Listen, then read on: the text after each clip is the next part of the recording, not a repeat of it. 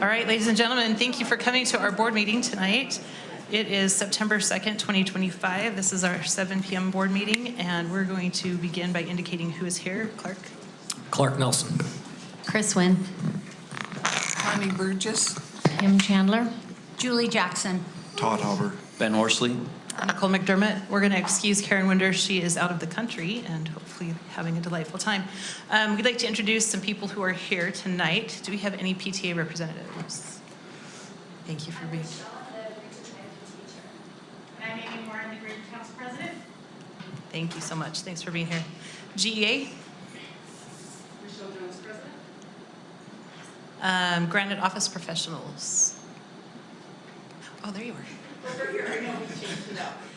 Dana Breeze, President. Lola Dunn, Treasurer. Thanks for being here.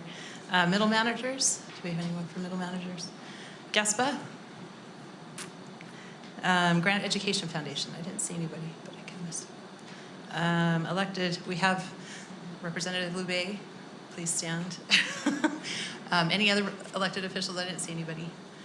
Thanks for being here. And then anybody who's administrator in our buildings, would you guys please stand and be recognized as well? You're it. Oh. Okay, thank you. We're going to go ahead and turn the time over to Jared Wright, who is the principal at...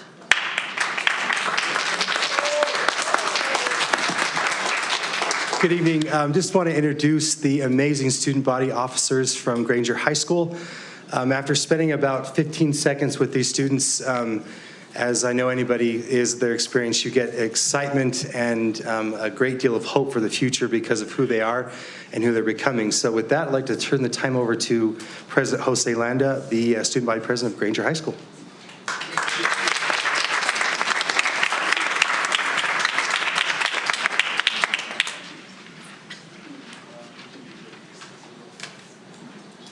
If you're going to present, we'll come down. Yeah, we want to go so we can see. We want to see your face. Face for us.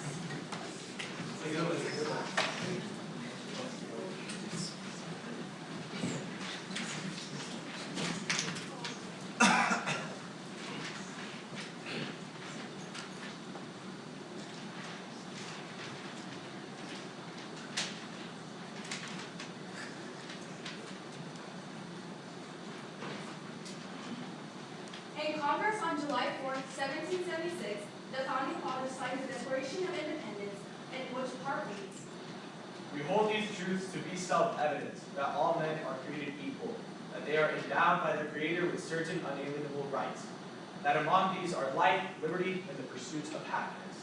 At Granger High School, Lancers are grateful for our lives and the liberties that are granted to us in our state and nation. We are also grateful that we can pursue our own happiness in many diverse ways.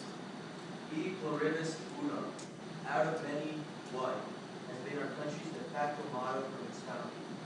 At Granger High School, this motto is manifested daily. Lancers are what make Granger High School what it's built for today. Every day we seek to succeed with such a diverse group. We know that 60% are Hispanic, 23% white, 4% Asian, 7% Hispanic, 2% Native American, And 5% are African. our true differences are within each individual Lancer. We don't know who or what is going on in the life of a Lancer. However, the mission of being thoughtful and trying to connect with each Lancer empowers us. As different as we are all Lancers from Granger High School. We are studying and learning at the same place at the same time while staying together. I've seen how, and that's why ninth grade is now. So, finishing myself through your school, I have observed that everyone at Granger is not just board teachers and administrators are not just going to work. So, the reality is that bonds are actually being created, and friendships for life are created as well. But most importantly, a great family is created. So, that's why I say being a Lancer is amazing, but a Lancer is way more than a title, and Granger is not more than this. It's much more. Because when we are together, we all become strong and united, and every time we fall, we pick up one another and stand up. That is why, as Green Lancers, we see the Lancer Green. We believe our differences make us stronger. Our similarities make us one. We We are family. Lancer is more than a title. Granger is more than a school. We stand up, stand strong, stand together. We are Granger.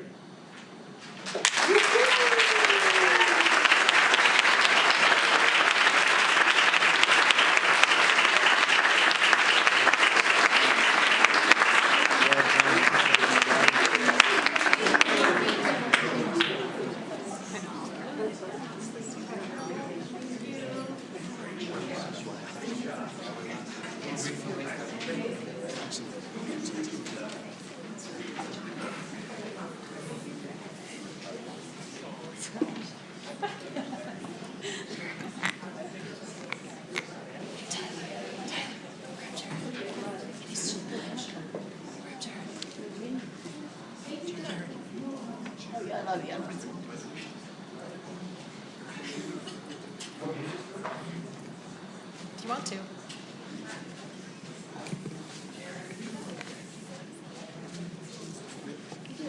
Sorry. We're going to invite Principal Wright back, and he's going to come back and do the Pledge of Allegiance for us. What's that? Jose Lander. Oh. Jose's going to come do it. Right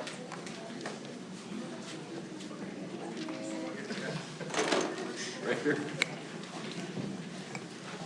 Everybody can please stand. Everyone please stand, thank you. I pledge of allegiance to the flag of the United States of America and to the republic for which it stands, one nation, under God, indivisible, with liberty and justice for all. Thank you. Thank you so much. Thanks, Granger High School, SBOs. You guys are amazing. That was incredible to hear. All right, we're going to go ahead and move on to our Good News Minute. And we'll go ahead and start with Clark. I was invited to participate in the red carpet welcome at Bonneville Junior High School, and it was a treat and a pleasure to greet students as they came back to school for their first day of junior high or back to junior high.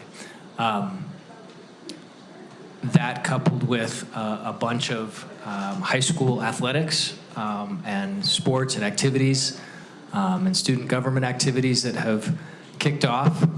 It's been a very exciting first part of the school year, and it's been a pleasure to be a part of it. Thanks. I have just a couple things.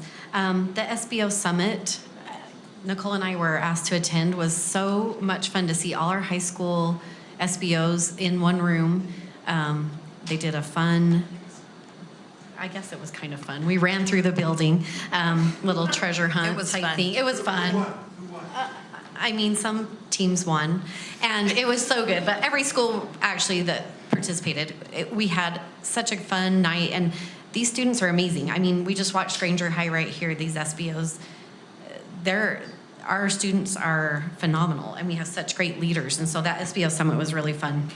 And thanks to those who put that on.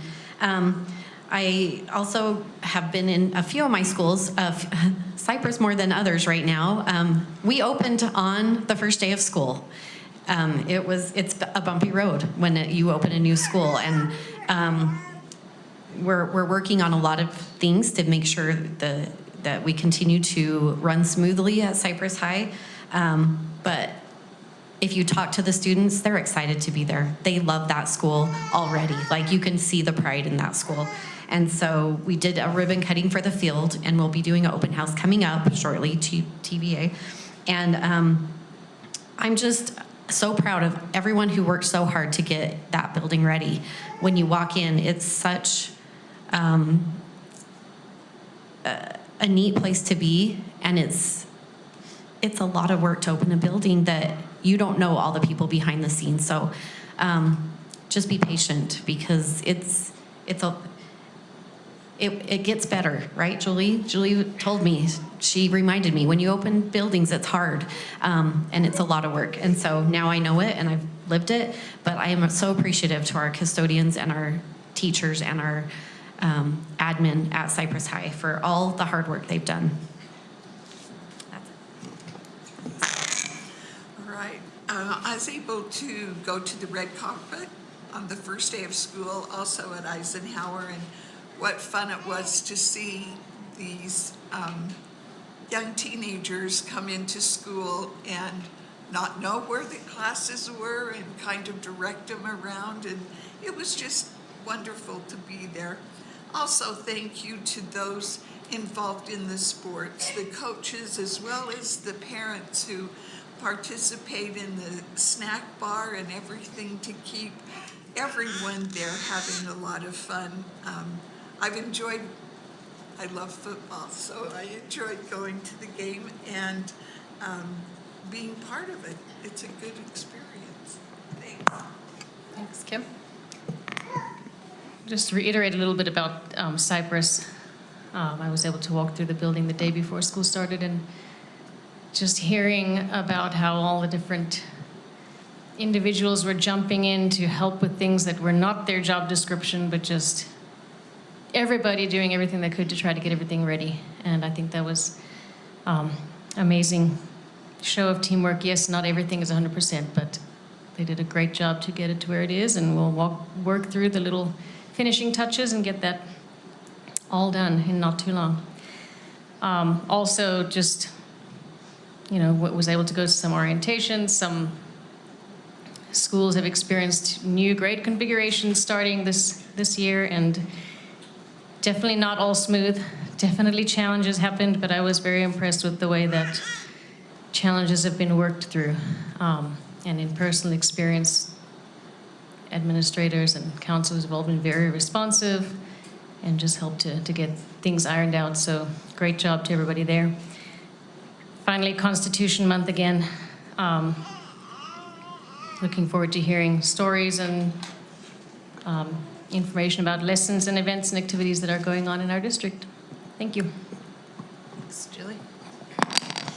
I'm excited that on Thursday is Churchill is celebrating its 60th birthday, and they are going to have a big celebration, and Churchill throws a good party, so you should show up for sure. But I'm really proud of that heritage that we have in Granite, that our schools have this long-standing heritage.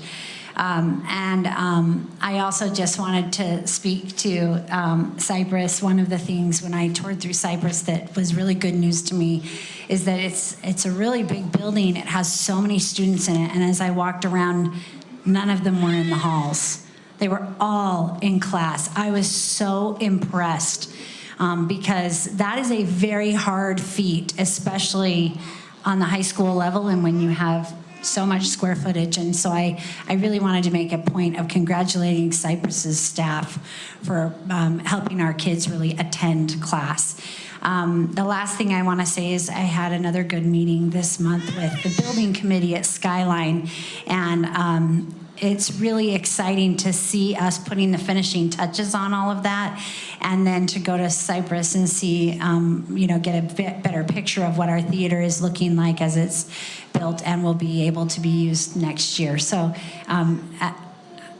last thing I wanted to say was I just want to congratulate.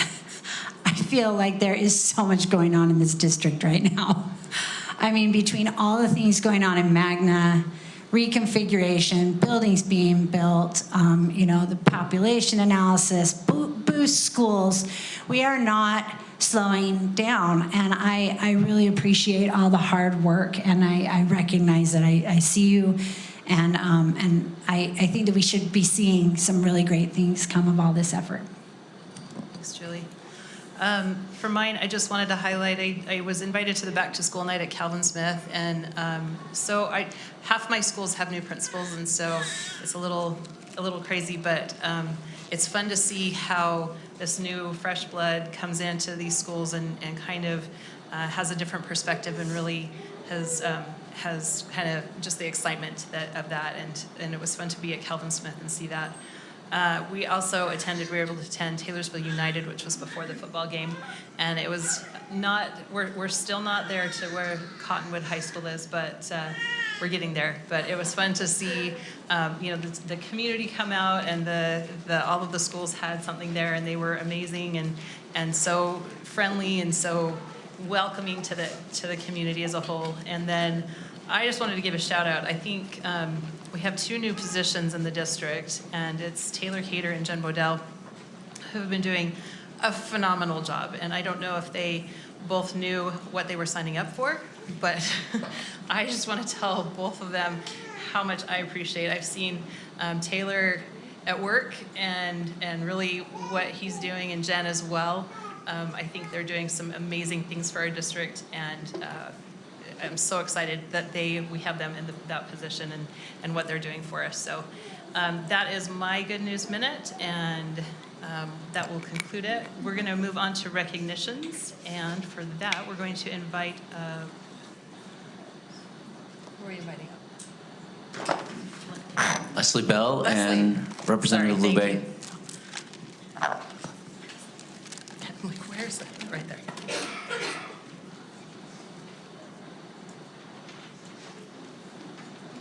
Good evening, President McDermott, Board, and Superintendent Horsley. I'm excited to announce and recognize a student today from Cypress High School. His name is Jordan Melendez. Jordan, will you come up?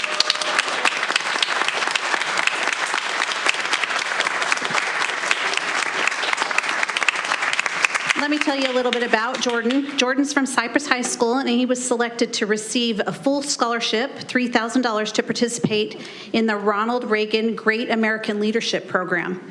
Jordan served us as a Cypress ambassador and excelled in speech and debate. He was nominated by his teacher, Geo Hunter. Jordan is known for his maturity, patriotism, and strong leadership qualities. The Great American Leadership Program is a 4-day summer leadership institute hosted at Pepperdine University and the Ronald Reagan Presidential Library. It's designed to be a transformative experience that helps students build their confidence, hone their critical thinking skills, and prepare them to make a positive impact in their communities and beyond.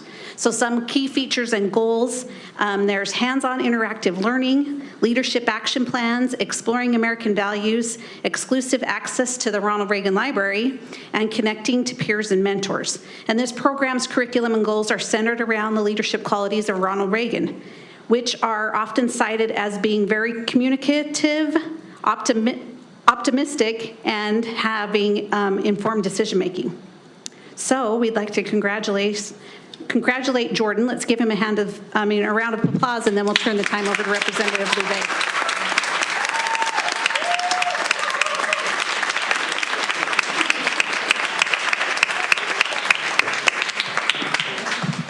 Thank you. As mentioned, I'm Representative Anthony Lube, and I just want to thank the Granite School Board for allowing me this opportunity to also share this with you in honoring this wonderful student, Jordan. I have an official citation honoring Jordan Melendez that I will be presenting to him that he'll be able to keep. And, you know, maybe one day it'll be worth some money with the little signature down there, you know, like $5. And so I do want to just highlight when we have this program, this is the first time a student from our district was able to go and serve on the Leadership Academy. And we got this position pretty close to the deadline, so there wasn't an opportunity to do like a formal nomination process. So I reached out to Joe Hunter and several of the other teachers, and the name that kept coming up was Jordan Melendez. And so, Jordan, we want to congratulate you. We appreciate your maturity, your patriotism, and leadership, and we're grateful to be able to give you this honor.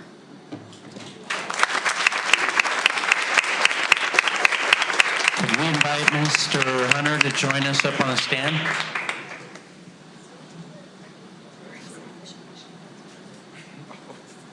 Come on up and shake our hands first.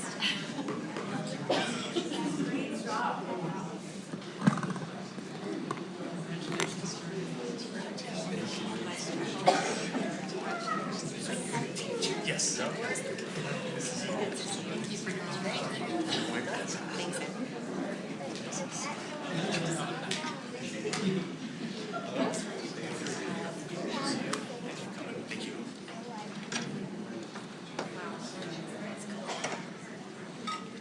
Okay, you guys have to stand close enough that you can't see me. Fill in. Fill in. All right, everybody smile up right here.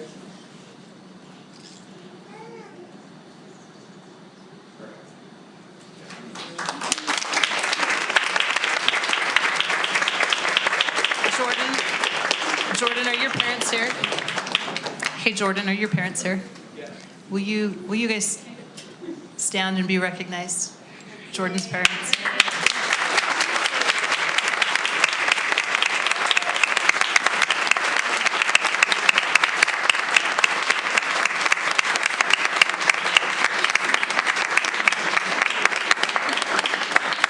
Thanks for raising such an amazing kid.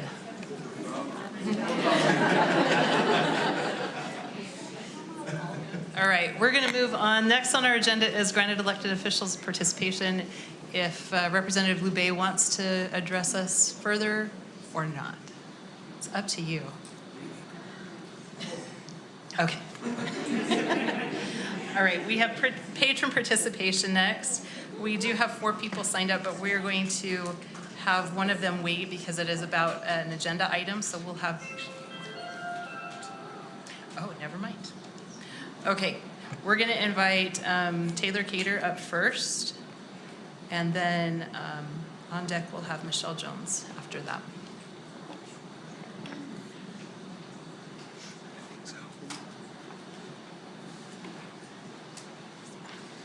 Thank you for having me up tonight. I promise this is nothing radical.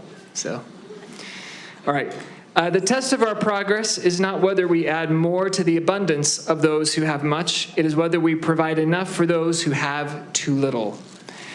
In 1937, as the world stumbled towards an increasingly uncertain era of polarization and contention, Franklin Roosevelt used these words in his second of 4 inaugural addresses to focus the strong work ethic and ingenuity of the American people towards a future in which everyone was engaged in the very American dream of lifting each other up in the pursuit of a better life, greater liberty, and widespread happiness.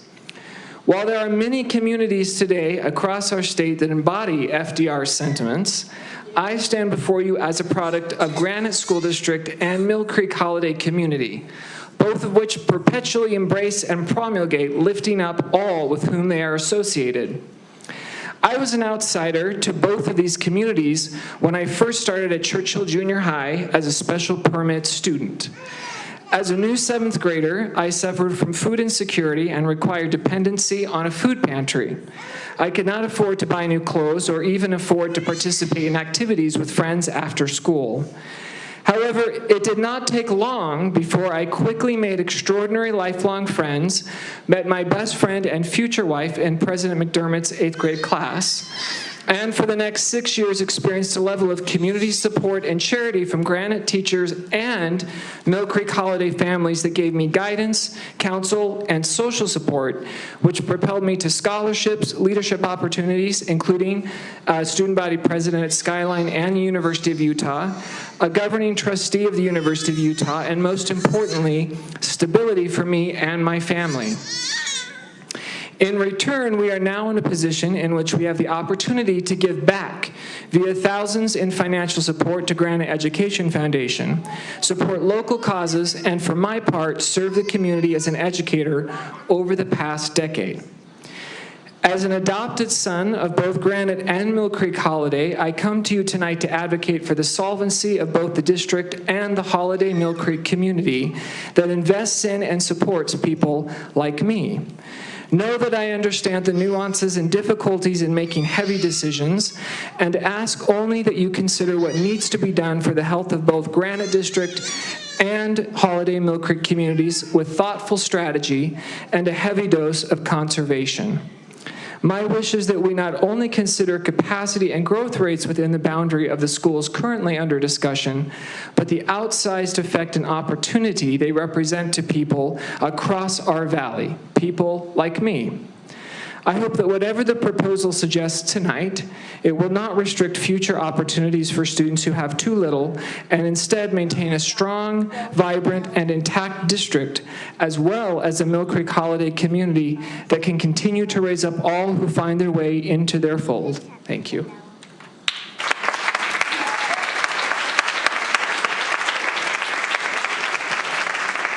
Thank you, Taylor. Michelle Jones is up, and I forgot to say, I apologize. Please make sure you state your name for the record, as well as you have about 3 minutes for your comments, and Ashley Brewer will be on deck. Good evening, President McDermott, members of the board, Superintendent Horsley, and district leadership. My name is Michelle Jones. I'm a math teacher at Cypress High and proudly serving as the GEA president. Tonight, I have two topics to address with you. First, gratitude for the creation and progress of the 8-hour planning task force. And second, growing concerns from our members regarding district communication. First, I truly want to offer sincere thanks to the board and district leadership for supporting the formation of the 8-hour planning task force. This committee has already demonstrated a strong commitment to thoughtful and collaborative work. Meeting weekly, we've spent time reviewing practices from other districts, discussing concerns and opportunities, and we're now approaching the critical next step, gathering direct input from employees about their current experiences and hopes for future changes. By taking the time to deliberate, plan, strategize, we are laying the groundwork for meaningful policy that is informed, transparent, and clearly communicated. Thank you for seeing the value in this process. The second topic I want to address is more concerning, and it comes directly from the voices of our membership. We recognize and appreciate the district's efforts to be more responsive and transparent. This was evident in the 5 o'clock meeting when you were discussing SALT and the boost schools and the plans to be both responsive, strategic, and thoughtful in your planning. However, though we know intention matters, the outcome of these efforts are not always meeting your intention. What we're hearing from across the district is that communication is lacking consistency. Repeated changes in messaging, procedures, and timelines are creating confusion, anxiety, and sometimes a gradual erosion of trust. In trying to respond quickly to the needs of students and staff, the district is sometimes communicating best-case scenarios that cannot be sustained.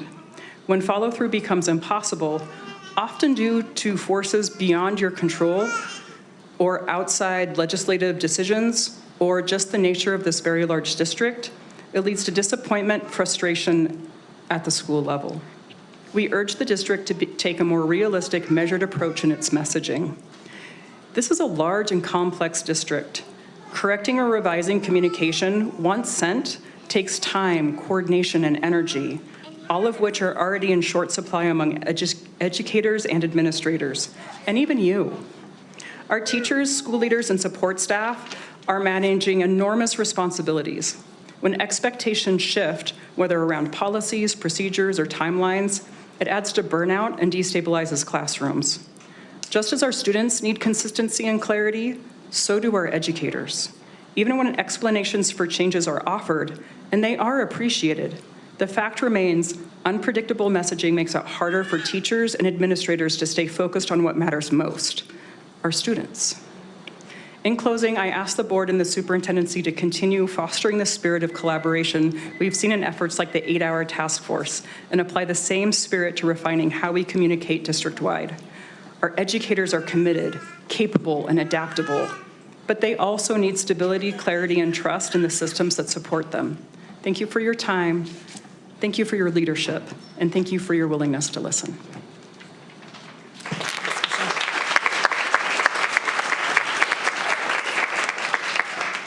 Ashley, and then on deck we've got Amy Verkler.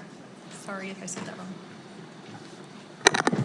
Good evening. My name is Ashley Brewer, and I'd like to briefly share 3 concerns I hope the board will consider. I'd like to raise a concern regarding the delay in communication about student bus pass variances. Many families are still waiting to hear back, and the uncertainty is causing stress.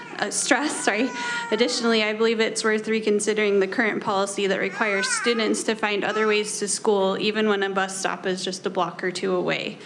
For safety and accessibility reasons, I'd like to ask the board to reevaluate the current transportation guidelines and explore more flexible options or solutions.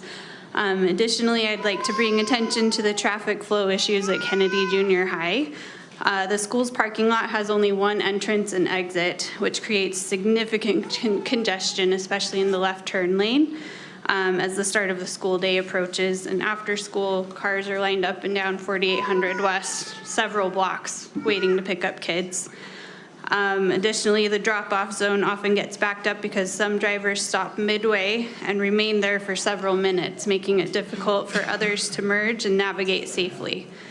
Could the board consider evaluating alternative traffic flow solutions, like expanding the entrance or creating a loop around the parking lot that might help improve efficiency and safety during peak times?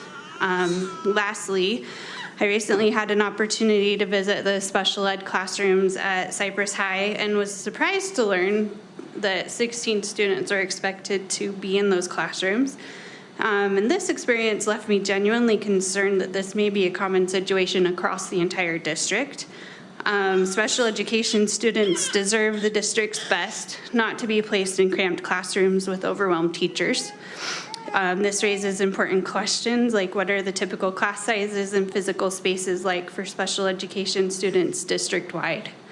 Are they receiving equitable treatment compared to their general education peers? And are their IEPs being fully supported in these environments? I respectfully ask whether the board has reviewed these conditions recently and if there are plans to ensure these students have safe spaces, staffing, and resources they need to succeed.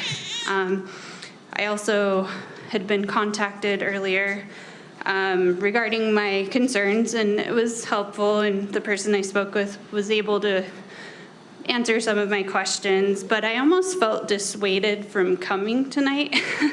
So nobody said anything like that, but it just kind of felt like, oh, well, I solved your issue, so here you go, is how I felt. So I just wanted to say, like, maybe approach parents differently, but anyway, thank you for your time and considering these important issues.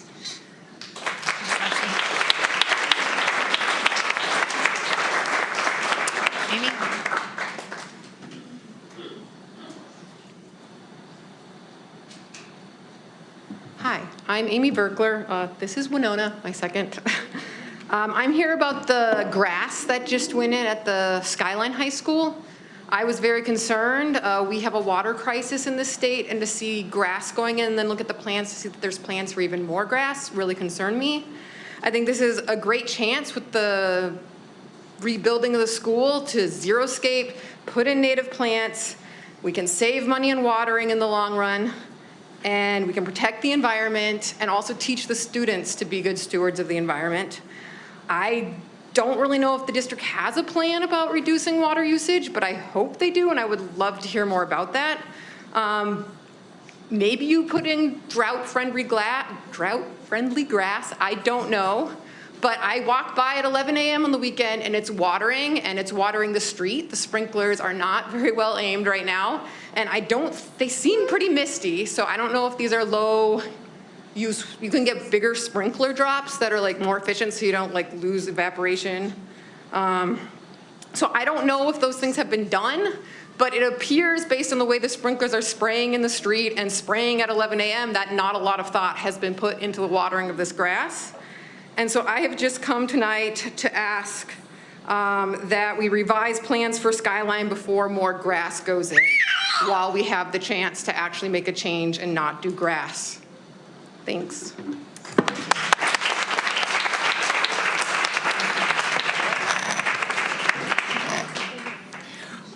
Thank you so much for our public comment. I wanted to go ahead and respond to a couple of those questions. We do actually have somebody reach out to those who make public requests to see if we can assist with a potential problem and address that. So we appreciate the feedback on that. We're not trying to dissuade you. We're trying to actually be helpful and responsive to the questions or concerns, because invariably when these come here, I'm going to look at a member of our team over here and say, we need to fix that or address that. So we are trying to be responsive to those things. Appreciate Michelle Jones and the concerns with district communications, and her and I have had some conversations about that, and I appreciate the feedback. And we're going to be looking at some other opportunities to enhance those communications. Thank you, Ashley Brewer. You brought up 3 items here. So we do have a lot of requests for bus passes. Those are actually decided at the school level. So if there's a way to enhance that communication, those should have been dictated by now. And if you've not received a response, would encourage you to reach out to your local school. And if there's a communication gap there, then we're happy to follow up with our schools to make sure they've notified everybody as appropriate at this point in time. yes, Kennedy Junior High drop-off zone is, like most of our schools, a hot mess. Our drop-off zones continue to be one of the biggest challenges we've seen. And as we looked at grade configuration in that community a few years ago, that was a question that was brought up. And right now, the only challenge that we have in terms of enhancing that drop-off zone, because I know we've looked at some plans, is the funding of those plans. So we do have some ideas on how to expand and increase and enhance that drop-off zone. Please know that's something we're working on, and we'll fund it as soon as we're able. With respect to the Cypress High special education classrooms, I have personally been out there and spoken to the teachers, and I know Tyler Howe has been out there as well, and we've already met with Leslie Bell and our special education director and the associate director to not only find short-term solutions, but we're looking into some long-term solutions. We have another meeting to follow up on our previous meeting, so that is a concern that we share with you in terms of how that works and functions, and we'll be sure to update the board as soon as we have some plausible solutions on that. With respect to our final comments, I did reach out, Justin reached out to our architect with respect to the design phase on Skyline and the amount of sod that is going into that particular location. This poses a challenge for an entity like a school district with such a finite amount of funding and resources, because I think for a local homeowner, flipping your strip or taking out some sod to put in some xeriscaping is actually a cheaper alternative because the maintenance is so few. But if you look at some of our sites that we've actually converted to xeriscaping, we struggle. The cost for maintenance is actually much greater than it is for grass and for sod. And so the other piece of that we're trying to balance is the notion that we are creating tremendous heat zones with our high schools in particular, large parking lots, large amounts of cement and square footage. And so we're actually trying to balance those heat zones. It's healthy for kids, right, to not be surrounded by concrete and rocks and other items. And so our design teams work to kind of balance those interests to make sure that we're using water-wise tools and resources. If you do see a sprinkler on, it does happen, and so I'm appreciative that you've let us know, and we'll be sure to follow up with our maintenance folks to go check on that system and make sure the custodian's utilizing it properly. But one thing we have done with the implementation of those new green spaces that do have sod is make sure that we're using water-wise sprinkling systems and timers, and we're slowly converting the rest of our district over to those types of tools as well. One challenge that we face as a school district is we're required under state law to make our facilities available for use for the public when they're not being utilized as school spaces. And so trying to balance between eco-friendly tools and resources and making a welcoming environment that's not overly heat burdened, you can see some of those challenges, and I'd be happy to follow up with you a little bit further. I've got about a 2-page email from the architect with some very specific things that we did at Skyline to address that, and I'd be happy to follow up with you, Amy, or anybody else who has specific questions or concerns. And that's all I have, unless there's other questions. Thank you. All right, we're going to go ahead and move on. We have next on our agenda is our consent items. These are items that we've had for the last few days, been able to ask any questions. So if there are no further questions, I will entertain a motion. I move we accept the consent agenda. I'll second it. Okay, we have a motion and a second to approve the consent agenda. Is there any further discussion? Just a quick comment. There's repeated software contracts that I have voted against in the past, so we'll be doing so again tonight. Any other comments? All right. All those in favor, please say aye. Aye. Any opposed? Nay. All right, motion carries. All right, we're going to go ahead onto our information item, which is our Teacher Merit Award. Dr. Flanagan.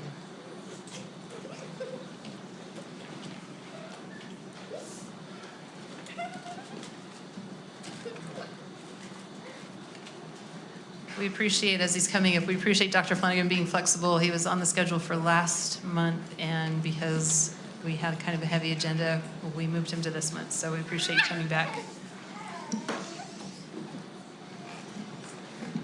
Good evening. It's a pleasure to be with you, President McDermott, members of the board, Superintendent Horsley and his superintendency. I've been asked to come here and just share briefly a bird's eye view, a similar presentation that was made in May, just to go over what's known as Excellence in Education Leadership Supplement Program, also known as Senate Bill 173, or Teacher Merit Award. This is administered by the Center for School of the Future at USU. And just quickly, the purpose of the program really is to retain effective educators, and doing that through recognition. And so through this pilot program, we'll be able to recognize the top 25% of teachers in Granite School District. And then ultimately, our state will be doing that. So all of the participating LEAs will also be sending their top 25% to be able to recognize these teachers and the wonderful work they're doing with our students in the schools. Just a quick little timeline here. We've already completed the first two bullet points, and we're now in that July 25 to May 26 for this full implementation. And so this school year, we'll be looking at teachers that qualify, that are working with students. And that data, which we'll go over in just a second, will be sent along to the good folks up at USU to look at, and then compare with the other teachers who submitted from the other LEAs. We won't see the first awards issued until October of 2026, so we still got a little bit of time before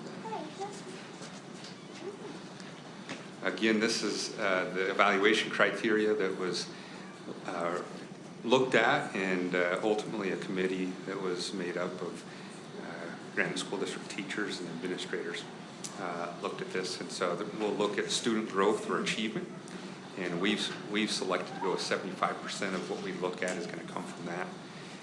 And then professional evaluations, that'll take up 20% of it, and then student surveys at 5%. There are some LEAs that elected to have a fourth measure, which a lot of them are collaboration, but we already look at that through our PG&E, or evaluations of teachers, and we felt like it was a little redundant, and we felt like by having just those three bullet points that we look at, we'd actually give our teachers a greater chance of succeeding in this. What are the eligibility criteria? Well, it needs to be a licensed teacher who has an active classroom assignment. These are teachers from tested subject areas. So that'd be Acadians Math, Acadians Reading, RISE, or Utah Aspire Plus. So those that are in the top 25% will be sent along. And based on the teacher rankings on the performance, that'd be from the student performance on those assessments, their principal evaluations, and then the student surveys. Those three scores will be put together. And the top 5% in the state will be given a $10,000 award. If they happen to be in a high poverty school, then it'll be double that at $20,000. And then you can see top 6 to 10, and then top 11 to 25%.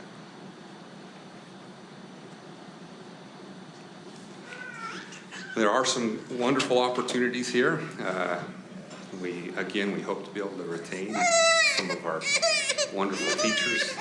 We also hope to be able to recruit and have others that maybe are in LEAs that aren't participating, being willing to look at Granite School District. We think that this will help as well focus our data-informed evaluation practices. And again, we're always talking about wanting to be able to elevate teacher pay and professionalism. Just a reminder, This is an opportunity that our superintendent felt strongly, as well as his leadership team, that we engage in the pilot. We feel strongly that by jumping in and participating, that we can help shape the implementation of it. I finally just wanted to, before we get to the questions, talked with Dr. Joan Bramble, who's the Director of Organizational Effectiveness, and we had her pull the data from the 23-24 school year and run a model as though we were taking that data from this current year. And she ran that model. Of course, we didn't have the student surveys, but we did have the evaluation scores as well as the student scores on those state tests. And we were actually pretty excited by the results of this model. Using the model, the top 25% of teachers in Granite School District come from virtually every school across the district, east to west, north to south. It's pretty impressive when you look at that plotted out. I know there's real concern about, well, is it only going to be certain schools that will see that top 25% in Granite? And it was really neat to see, at least based off the 23-24 scores, that virtually every school will have representation. Could you go back really quick before we move on to questions to the compensation slide?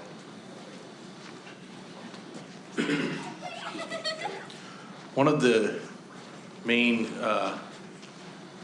impetus for a bill like this is this bill is meant to replace HB 212, which was an incentive bill that would try to reward teachers who are doing a bang-up job in highly impoverished schools.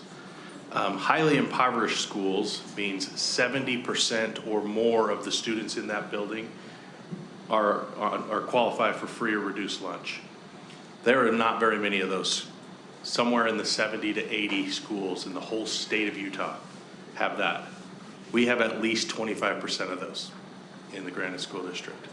We have an overabundance of highly impoverished schools, and this bill really is structured to incentivize highly effective teachers to stay working in highly impoverished schools or to come and work in a highly impoverished school. As you can see there, the awards, which could go to anybody at any school, are $2,000, $5,000, or $10,000, but they double if you're in a highly impoverished school. And like I said, we have so many of those schools, and we want to participate in this because our teachers that work in those schools and achieve at these levels deserve massive recognition because they're doing a fantastic job. And we want to keep them there. In our efforts throughout the process of HB 212 and into this bill, we've actually stemmed the tide of teachers leaving hard schools.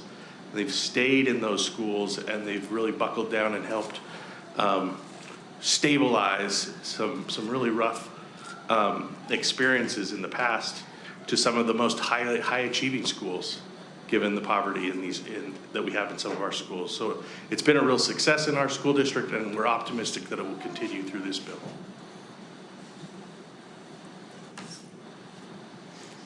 Any questions?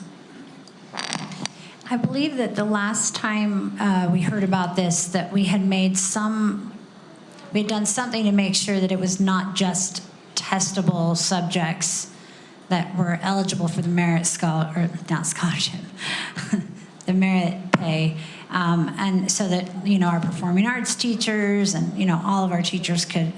Can you refresh my memory of where we're at on that? I believe that subject came up, but we have not committed to doing that, largely because Utah State University said if Granite School District or any other LEA that's going to do that were to approach it, we would then need to develop a way to test those subjects that they would approve and say, yep, you've got it right on. And as we met as a committee, we recognized, we didn't have the expertise nor the time to get all that ready before the start of this pilot. That is something that's been brought up, and even in the monthly Zoom meetings that I attend, we've brought that up and at least voiced the fact that we were desirous to be able to eventually get there. But in this pilot right now is just the testable subjects. So in this current situation, most of our elementary teachers qualify or, are in the running for this. And then it's the secondary where there are teachers who are not. So it still sounds to me like it's the overwhelming majority of our teachers. Would you agree? Yes, and it's far from perfect as a pilot. It's us getting in there. But yeah, that would be one of the areas that I know that we've voiced saying, hey, there's desire to recognize not just those in the testable areas, but those outside. But again, to be able to do that, we just, at this point, don't have the expertise or time to be able to put those assessments together. So it could be a future possibility.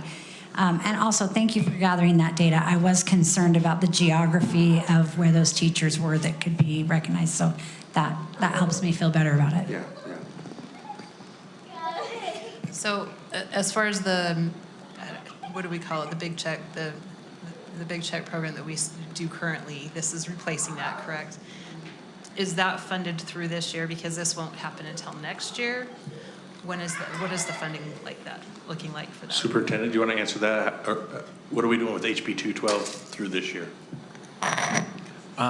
So Todd, I'm looking at Todd peripherally. I believe that we got an allocation to maintain 212 bonus through the end of this cycle so that we have a bridge carryover till the TMA comes into effect.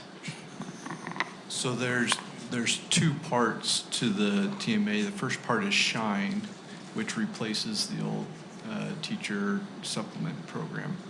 So we have up to 5 titles that we can provide that. That money went into effect this year. TSSP ended last year. So the goal is we're trying to bridge that gap because we know that there are a number of teachers. The 212 program, we studied and did some research on our own to see how effective that was at retention and attraction to our high poverty schools, and we've seen a vast reduction in turnover in some of our highly impoverished schools as a result of that. And we heard from our own employees, one of the reasons we decided to participate in this was because we didn't have a way to fill this gap otherwise without some additional state resources. So we do have some employees who are amazing, and they're doing some incredible things in terms of growth with their students in some of our most impoverished schools, and not having a bridge to carry over to a new program was an important factor to us. And so we wanted to make sure our employees were taken care of and they continue to want to serve in some of these more challenging environments. Any other questions? All right. Thanks, Dr. Flanagan.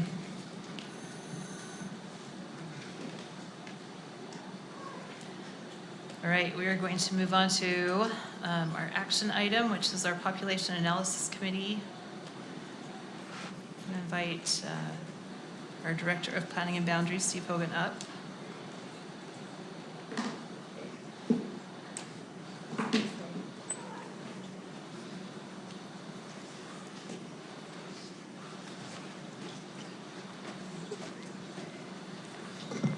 I thought everyone was going to leave after Patrick finished. Apparently not. There you go. Thank you. Thank you.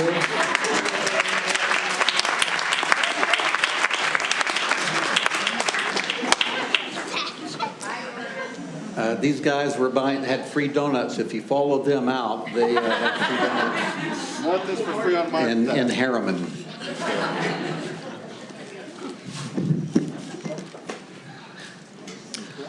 Board President, Vice President, Board, Superintendent, Superintendency, patrons, all of those joining tonight, and I mean sincerely, actually, those behind me that are joining tonight to be fully engaged in this process. It's difficult, and it just can't be done without everyone's participation. And it is, as we always know, a tough process. Again, my name is Steve Hogan. I'm the Director of Planning and Boundaries here for Granite School District. I'll just say quickly again, thanks to the board in the last couple of months, as I've worked to talk to other districts around the country and even consult with some of these districts, I can tell you that there's just no perfect way to do this, to have this process. More and more districts across the country, from Florida to Atlanta, Colorado, California, for some of those that have become close with over the last year, it's just tough. There are no easy solutions, and it typically is a series of trade-offs that we have to consider when looking at these. And so I just use that as our overarching theme as we go forward tonight, and remind everyone that tonight is I represent the PAC. This is our recommendation to get to this point. And then, of course, this is not a final action or close to it. So let's jump in. Our process, I won't spend time on this. The board's very familiar, and most everyone watching is pretty darn familiar with this process. We started this back in February, and like I mentioned, this goes for a few more months. After tonight, after this recommendation, we will have 2 large public meetings that I'll show you again in the end, and I'm sure multiple smaller meetings until we get to a first reading or an initial approval by the board, perhaps in November, and then if something does happen, or a final action in December with implementation for a following fall. So just a reminder, we are at the, I guess you could call it the home stretch there, the bottom there in September, as we get closer to the end of the process. This is our map that we've been working with from the beginning. This is, I'll go through all 3, but just to highlight, because really this is where the focus is, the 10 elementary schools. Again, let me remind everyone, I know, very, very aware, and even as I visited with Immigration City Council last week in person, they were good-natured about it, but they understand why we can't always put their area on a map, because it makes it so large it's hard to see everything else. And so that's just kind of the nature of geography sometimes. But they were fine with it, and if they can be fine with it, I feel like I could be fine with it. But we're very aware that Immigration Canyon is not on this map, but they are very much part of this study and is part of that Eastwood boundary. So this is the area. This is the same area, of course, with the junior high boundaries, and then our high school boundaries. And quite frankly, the emphasis here is largely in Olympus and Skyline networks. A reminder, you've seen most of this before, but I wanted to make sure to remind everyone, this is a pretty exhaustive process. And perhaps that's a Freudian slip to use the word exhaustive, but it's a very involved process. We started back, and again in February, we had many mass emails and texts and postcards and public meetings. We've held staff-only meetings, community council, large community council open house, posters and yard signs, 2 large public meetings with hundreds in attendance at each one back in March. I visited with each of the city or county councils at least once, and several of them twice already. In fact, that's why I was late tonight, rushing down from meeting with Mill Creek, one of the Mill Creek councils, to give them the latest update. And do not worry, I did not tell them anything before I got here. They asked, but I did not. Again, 5 joint school community council subcommittee meetings. That's a new process that we have this year.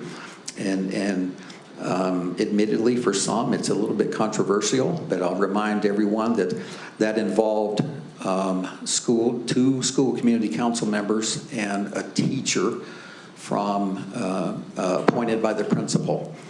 And also city council persons. Any city council people from this area were invited to attend. They were important as far as input, but I keep re-emphasizing that there's not an outsized influence in that process. I don't know if I can convince some of that, but I can only try to tell you over and over that it was important, and it's not easy, but we continue to get input, as we will over the next couple of months. Mount Olympus Community Council, we had this town hall with the superintendent, many follow-ups, phone calls, video recordings, and I'll say finally over, I think I checked today, 1,040 individual pieces of feedback. So, which is impressive. We haven't had that much feedback in quite some time. We have categorized that. You've received some of that board, and it will eventually, probably in the next week, all be posted on the website in 2 versions. One is kind of a word-for-word version. We try to redact names and specifics. Sometimes people put things in there that perhaps their own name and children's names and teachers' names and things like that. We do our best to take those out. Then we'll also have just what I call an AI summary version, a lot shorter, but we've looked through it and it's pretty dang accurate, and so we'll post both of those so you don't have to spend the next 2 weeks going through all of that feedback.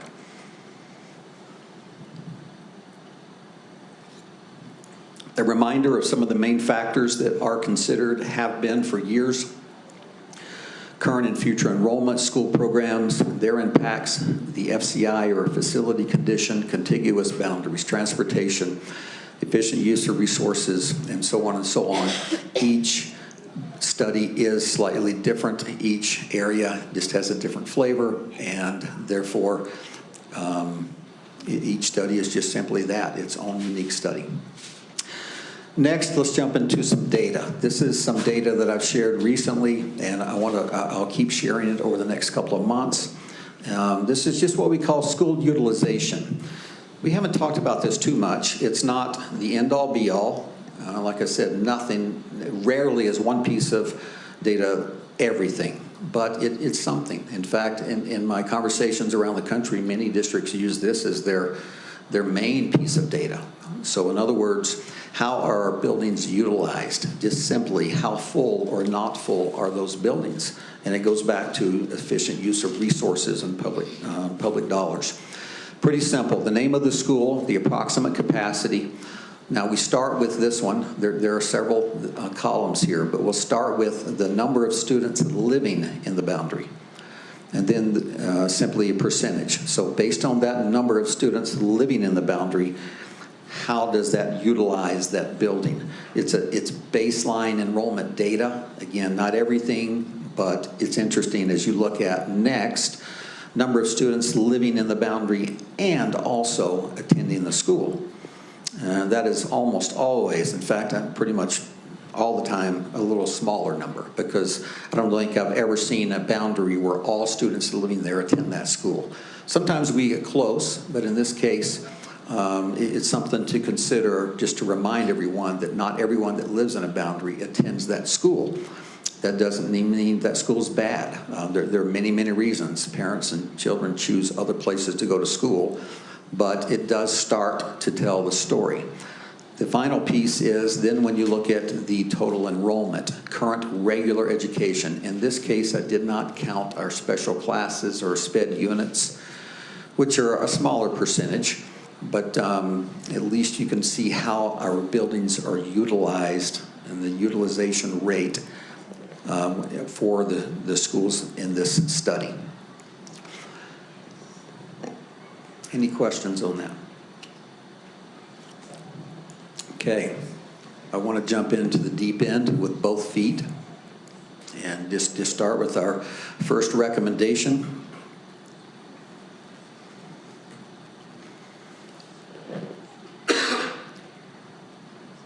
The PAC is currently proposing the closure of Eastwood Elementary. Those boundaries, those meaning Eastwood and Oak Ridge boundaries, would be combined. Some of the reasons, some of the main reasons, Oak Ridge is more centrally located in a combined boundary. That can be significant in some boundaries I've seen in the past, and in this one it seems to be a little more significant. Which makes it closer to Churchill, which also enhances our what we consider vertical articulation or those opportunities with POCs, our learning communities, our IB program, and others. When students want to take advanced classes, they can also always do that by, especially we see this in math, where some of the upper grade students want to take advanced and they don't have the elementaries, and they can go to the junior high, among many others. I'm going to come back to this IB piece in just a moment on the next slide, in fact, but the proximity here is not lost on us. Larger building capacity at Oak Ridge. I'm not including relos or property size here. I'm just sticking strictly at this point to number of classrooms and building capacity. I'm not overlooking those things. I'll be glad to talk about those things, but we have to have a baseline, and typically that's where we're at. There are about 4 more available classrooms currently at Oak Ridge. The pickup and drop off, we've in talking to many people that live in the area, principals past, and observations have we know that the pickup and drop off can be more of a challenge at Eastwood, especially as enrollment is increased. I'll remind everyone again, and I think Superintendent, you mentioned this earlier about some pickup and drop off. There's no perfect pickup and drop off area at any school. Even if it's huge, people just don't think clearly when it comes to pickup and drop off, and they do crazy things. But when it's smaller, now in this case, it's not even so much about or as much about just right on the school, and it's a small loop, like a lot of places are. But it compounds it here because of the intersection just below the school, and that intersection, if and when it does get backed up, can create a challenge at that location. The lack of ADA access, specifically in the cafeteria. Many schools have ADA concerns, but most of them don't have a concern where a student goes every day in a cafeteria. We have classrooms, we have other areas where ADA access is a concern. And these are some of the highlights. Again, there is almost always a yeah, but about any of these. And I'll be glad to continue to discuss those. We are talking about a situation where we have 2 amazing, high-performing, valued schools, which make, again, this decision and process difficult. I wish, and it makes it easier for me and you as the board, when we see one glaring, obvious issue that just makes it a no-brainer. This is tough. There's not perhaps one. There are a combination of things here, but enough to where when we see 2 schools so close to each other, FCI was discussed that could be combined. We're very aware, of course, as many are behind me, of the conversation and plan for another school in this area. Many people have already renamed that school East Ridge. Fantastic. And that didn't even start, by the way, in this last few months. I think it's interesting that I'll tell you, I've heard that all the way back to 2018. Not long after the bond was passed and people started to look at the FCI and started to speculate, and these ideas and rumors and projections have been bubbling up since then, quite frankly. And so it's not a new concept that one of these schools would be considered for closure. I'll jump to a program. I'll talk a bit about programs in a couple of slides tonight, but I wanted to make sure I did not forget this one especially because this program is already happening, if you will. Many people are aware of IB at Skyline High School, the International Baccalaureate program. We have already begun teacher administrative training and other things to initiate a IB network, if you will. And by the way, I did not misspell the name program. That comes directly off of the website. I don't know why it's a fancy spelling, but it is, but I figured we would just leave it. EYP and MYP. I wanted to put that up there because they're terms we hear a lot and we sometimes get them confused. I did too at the beginning. EYP, Early Years Program, elementary years, primary years, and you hear all of those. And so I went ahead and put them there. MYP, Middle Years Program. This is very much going to be a foundational philosophy. It's not something you test into or have a lottery for, and it's for all students. It's an approach. It's a philosophy. We'll hear more about it at our community meetings. Many people are already familiar with it. We've had many people reach out to us already about what does this mean and how it will work. We anticipate it will be a draw to this community, and it will help solidify schools in that area. wanted to make sure that we did not forget that. Steve, could I clarify? Just kind of knowing, while I'm not a participant in PAC, I know that the feedback we received in particular from our community is that we needed more programs to attract, not to rob Peter to pay Paul, but especially on the periphery. This was a program we'd actually looked at prior to the study, and we're looking at investing in this network. I just wanted to clarify that the feedback that we did get from our community was to provide additional programming. So you're going to explain that a little bit more, I assume. Thank you. We have several slides about programs. I just want to clarify.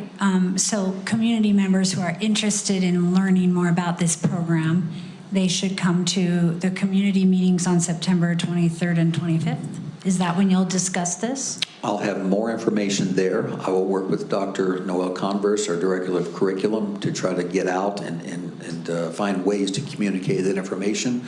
Whether we spend a lot of time on that at the public meetings, we can discuss how much. I'm guessing there will be specific meetings at those schools to really discuss it, and I think is probably the most appropriate way so that we can spend that time efficiently.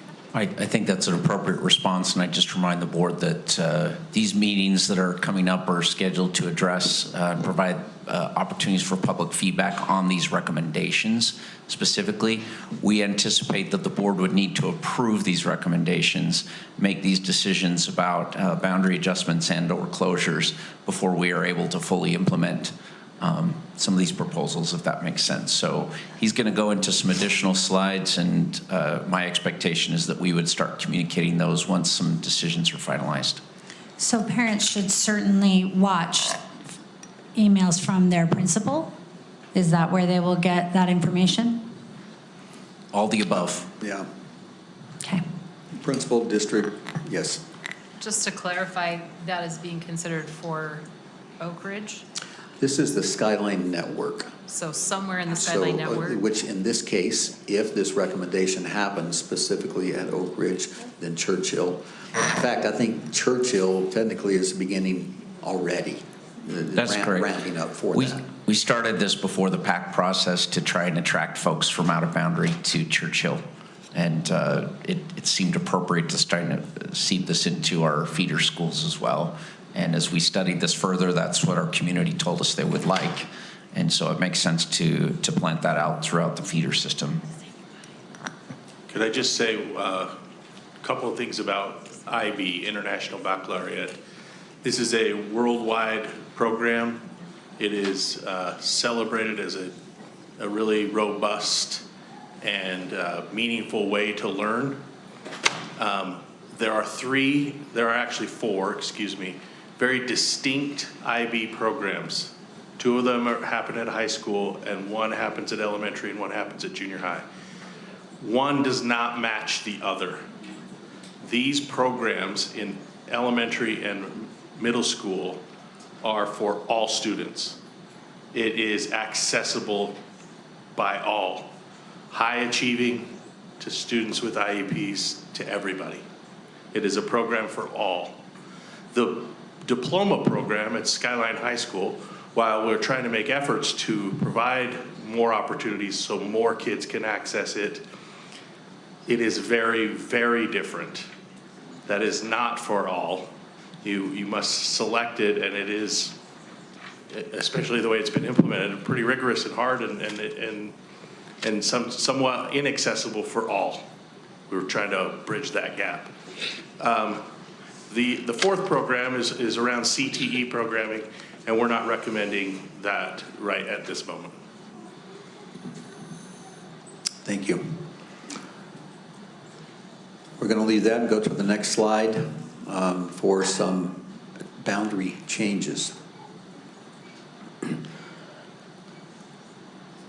Boundary changes to Rosecrest Elementary, you can see at the top of the map. To us, it makes sense for this non-contiguous portion of Morningside to become boundary to Rosecrest Elementary. Approximately 40 students that live in that area. Again, I'll repeat many times as I have before, How many live in an area and how many come on the first day and how many come 2 to 3 years later, we know is different. It can be more, it can be less. There are many factors there at play. We're aware of that. This area would continue. It will not change their feeder pattern beyond that. It will continue to feed into to Wasatch and Skyline from there. Also, on the left side, it's kind of small, but I'll show you another map in a moment, part of the Wilson boundary. Approximately 15 to 20 students that we want to serve two purposes: to help bolster Rosecrest a little bit, but also to clean up a feeder. These students, these 15 or 20, are part of a split feeder where they would be at Wilson and then go to Evergreen and Olympus.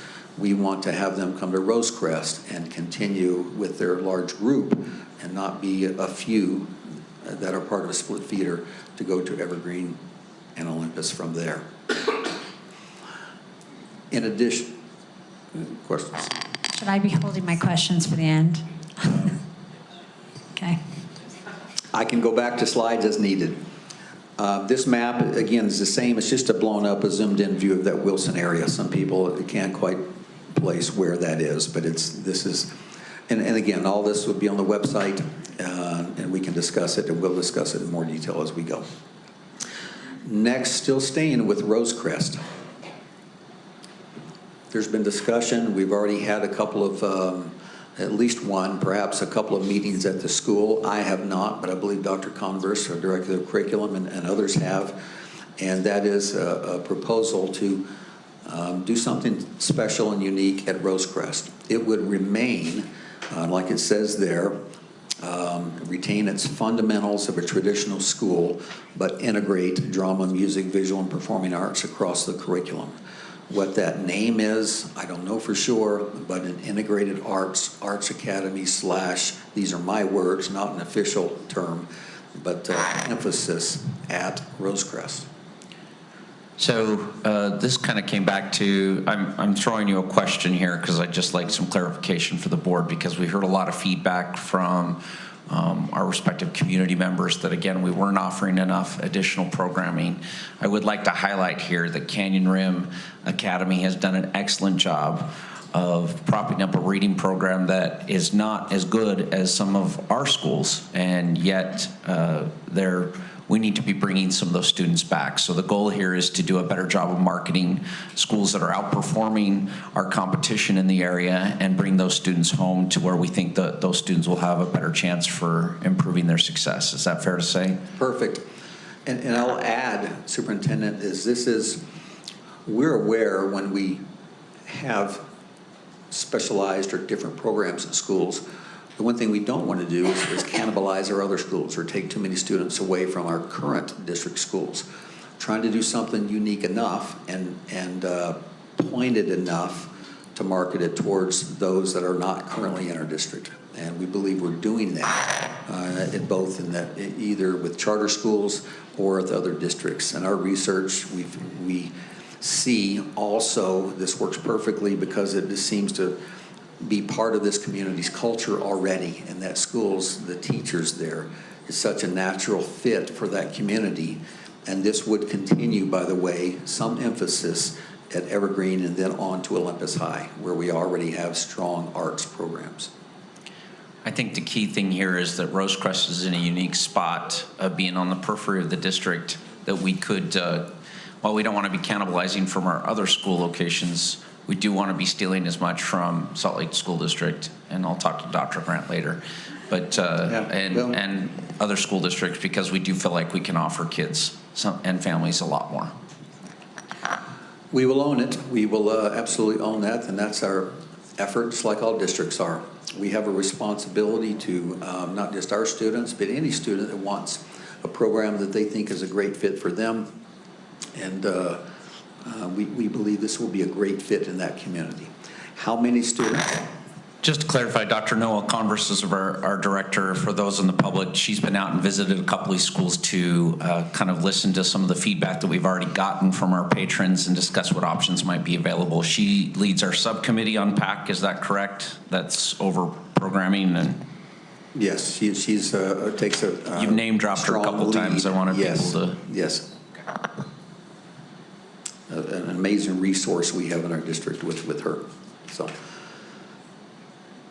we're going to jump to the next slide and switch gears. So we're leaving Rosecrest in this issue.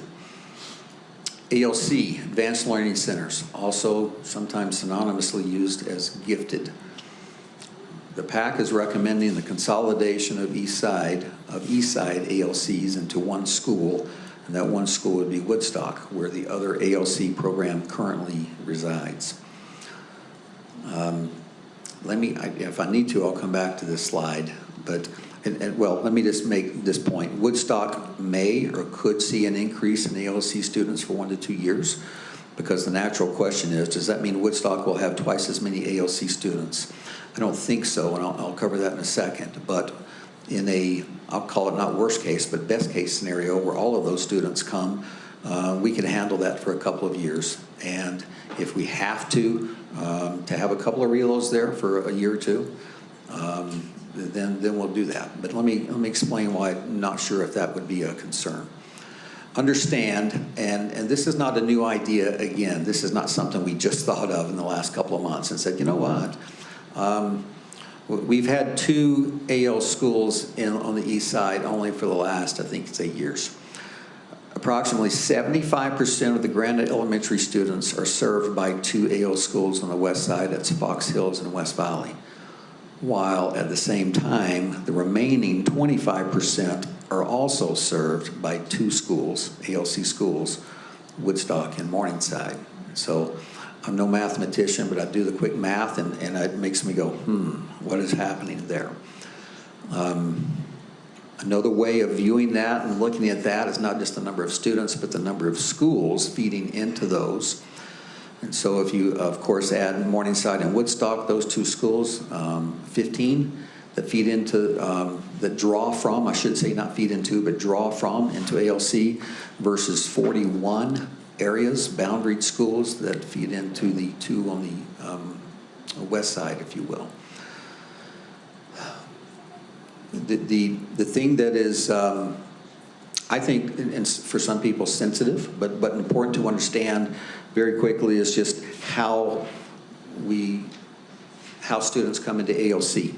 What's happening currently is we have students that are fantastic students, high achieving, responsible, come from backgrounds that are very supportive and allows them to do well in school, but yet they really don't qualify technically according to the standards for the ALC program.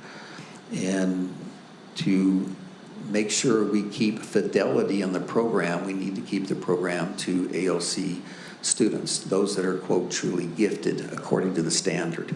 So understand this without, I'm not the expert, but I can tell you basically this with ALC scores.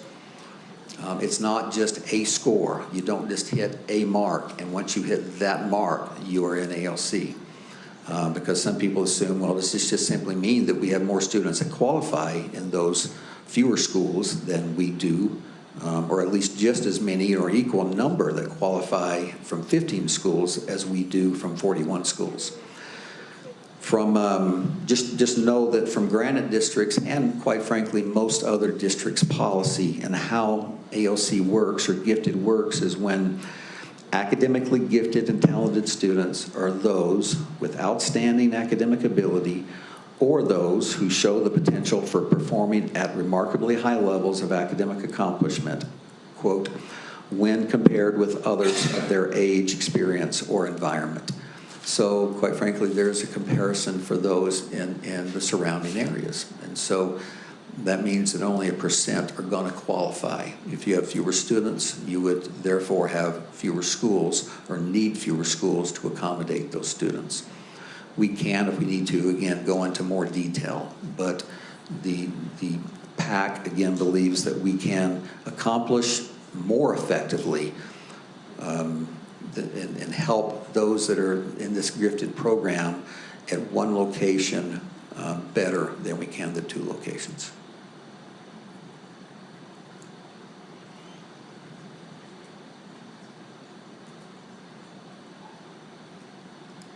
After losing part of Morningside area after losing the ALC.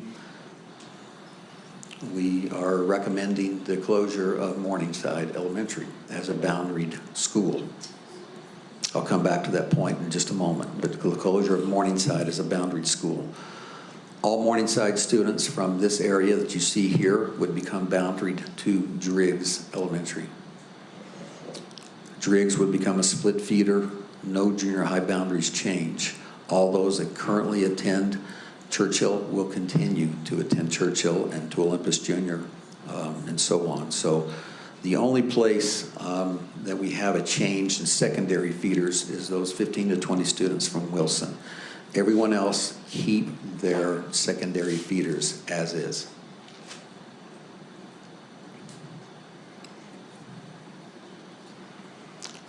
This increases, of course, the Driggs enrollment by approximately 150. Now that's how many are boundaried there. This is where we have to consider how many are in that ALC program. We know that people attend ALC and other programs like French DLI, sometimes based on proximity, or in other words, if they live close to that school. If a program moves, how many of those students will move with the program? So we look at that. We've done this before, and we're aware that not all students will go. However, sometimes you pick up more students when you move a program, so we have to weigh that. And even circling back to IB, we've talked to quite a few people that are very excited and interested in IB and will remain in this area and not move to another program because they want to be part of the IB programs there. So, our next. The boundary changes of Driggs to Cottonwood Elementary. These two areas of Driggs would become boundaried to Cottonwood in this proposal. Approximately 70 students west of Holiday Boulevard, and then approximately 30 students south of that Murray Holiday, and it turns in, I believe, Apple Blossom, if I have that correct there. In fact, I have a blown up same map, or the same area, just with street names that people that are interested can see which areas that we're talking about. There is currently some busing for the area on the left side there, west of Murray Holiday. And it would still qualify for busing. I will put those busing maps out and make them part of our presentation so we can talk in detail about what that looks like.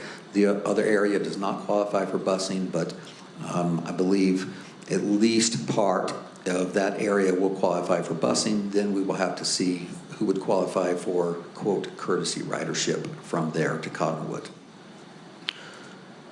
Sticking with the Cottonwood theme, just like we talked about, special programming or emphasis. This is, again, my verbiage here. We don't have this verbiage worked out exactly, but the whole child project-based focus at Cottonwood Elementary. We've had a couple of conversations. We don't know all the details there. Again, I'm going to defer a bit to Dr. Converse on this, and we'll have more meetings to go over this.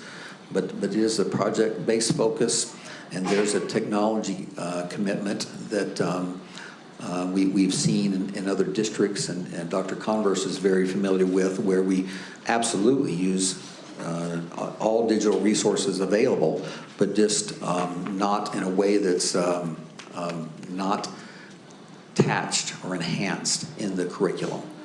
And so, but we know we have a great school there in Cottonwood. It is a fantastic school. Like Rosecrest, it is close to the southern border of our boundary, which we believe will help us attract from other districts as we develop this program at Cottonwood.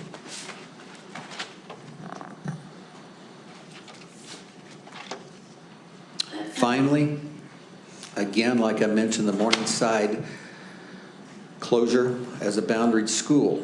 However, we're proposing that the French DLI program becomes a standalone magnet school, if you will. Again, we'll work on naming if that becomes a reality, but that program would become a standalone program at that building. It would be a K-5, so starting kindergarten. It would have an emphasis on attracting students from outside of the district. Again, you notice the theme there. In our research and looking into this, we feel like we can do that. This is a great spot for this, that we can, it's nice location and feel like the culture fits this program at this location. And so again, it's a closure, much similar to what happened last year at Valley Crest Elementary, which was closed, no longer has a boundary. It is currently a magnet. We are excited currently about the results we are seeing from that school. We, quite frankly, I'll be honest, we did not know. I mean, would we have 200, 250, 300 students show up? I think we're around 450 currently. And a lot of those are coming back out from charters and other schools that are returning to our district. We believe we could have some excellent results here, especially when we can get students starting in kindergarten and with a real emphasis at one location. So that is part of the proposal. These are some of the benefits. I won't spend too much time on that. We're kind of familiar with that. I've talked about those. But having a focus on one thing at a school, we think can be very effective. This is simply a table showing what we would project new enrollment looks like at those schools. Again, we know we're a year away. We know there's, anytime we make projections on enrollment, we're not projecting numbers. What we're projecting in a lot of ways is behavior, human behavior. Where will people attend? Where will they go?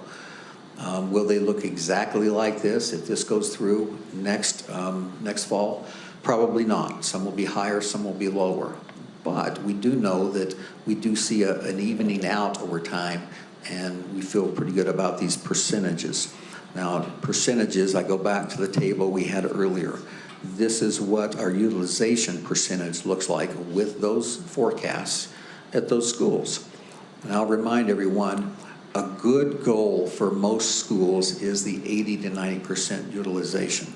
You really don't want 100% all the time, because that leaves no flexibility for programming or changes at all. 80 to 90% is a good place to be. So we go from some of these, you can just see the differences there and what the projections would be, and getting us a higher utilization with these changes and these two closures. Just a reminder, we do have these two large meetings coming up, and there's a change. We have already publicized, and there's a change from that email that went out once or twice, and I've mentioned many times. We have a meeting instead of Tuesday night and Thursday night, it's Monday and Tuesday. So these are accurate. The accurate dates and locations will be sent out tonight or tomorrow morning, but at Olympus High on Monday the 22nd and at Skyline High on the 23rd. This is my fault. We had something and we realized it was just a bad day, so I'll own that, and We'll admit it. We were, as a board, we want to be able to attend those, and both of those dates we had a district community council meeting, and we had also our USBA leadership meeting so we couldn't attend. Some of us couldn't attend either of those, and so we felt very strongly. So thank you for arranging that so that we can be able to attend those. Questions? Just real quick, the presentation that you have up here is different to the one that's in the agenda that I have up. Will you be sending out an updated version? I can absolutely send you this. There were some tweaks and updates today, but there shouldn't be significant. I mean, no, there's an additional slide at least, and just some minor. Right. What we were doing was trying to, especially the programs, trying to get those slides updated, and just minor errors. But if you see anything you're concerned about, let me know. But it's basically the same info. And we plan on sending that email out, I'm looking at Luke, later this evening, as soon as we can, with the updated slide deck to all 10 schools' patronage as well. And Luke, before we hit send, let me talk to you to make sure we have all the slides that we need. There are a couple of others, but to make sure we have it all. So this is an action item, just so that you're aware. We do have a recommended motion that we accept the recommendation and continue the study with the focus as presented. That is our recommended, that's the recommended motion. But we do, if you have questions, this is the time to ask questions. Or I will entertain a motion. Defer to you first. Well, I have 6 questions. Well, I have 7. Whoa, Clark. Oh. So please, Julie, go ahead. I bet some of these are yours. I'm going to knock them off. The Wilson kids, are those kids who were moved to Wilson because of other boundary studies? Like, were they formerly Mill Creek kids? Or Lincoln. Or, Let oh me yeah, verify. it could have been Lincoln. I Yeah, think- that's right. I think they were, but I'll need to double check that. Would you Which look at was that? I think 3 portion years of it was ago, actually Rosecrest. And it was before, that's what I remember. We Oh, had, you mean Roosevelt? we had Roosevelt there in that area, and Yeah. then Mill Creek closure, so I need to see where a move was made. I just want to make sure that we know. I think that it would be maybe just the 5th grade, next year's 5th grade, Right. that would have had to have moved, and now we would be moving them again. So I just want to make sure we know what that situation is. I've thought about this, and I apologize, I forgot to look it up, but I will say this. We had this question last year with one of the changes, and when we did look it up, we were able to narrow it down to about 40 students that were in the original move. And we look it up, just through attrition and mobility, there were, I think, 5 students still at that school that, if they were there, would have been, that were affected. And then after another year, 1, because of just aging out. So for better or worse, the mobility in some of these areas makes that, it's not as if 100 students were moved twice in a couple of years. It's not a perfect answer, and I don't like it any time we have to do it, but that's our reality. Would you look into that, though, and get us that data? Please, I'd appreciate that. I just wanted to clarify. So Rosecrest, under your recommendation, becomes a dual feeder. Is that correct? Yes. The Yeah, so Morningside- because we have Evergreen and Wasatch there. So Okay. they remain as they are. Whatever boundary they're in now, they continue in, correct? Okay. And I just want to clarify, too, that with the idea of doing an arts academy at Rosecrest, if that seemed to be something that was positive in that community, that's also something that we would try to push into Evergreen and Olympus to try to also, I mean, Olympus kind of already has that, but Evergreen doesn't, and it would be a way that we could also enhance Evergreen. Right. Is that right? That is absolutely the plan, is to make that a network culture program as it goes up.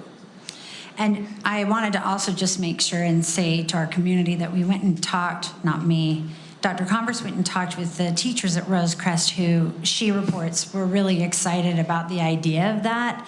And so I'm anxious to see what the community thinks about that recommendation. The ALC, every kid that is currently in the ALC, if this recommendation were moved forward and it was moved to Woodstock, would every kid currently in the ALC program be offered a position at Woodstock? Thank you for clarifying that. Yes, I failed to mention, but absolutely. Currently in ALC, if they're tested in, they will have a spot guaranteed. Now, of course, you know that there are a couple of spots where they have to test in. Going, and somebody correct me, Leslie, if I get this wrong, but of course going into kindergarten and then going into 3rd, is that right?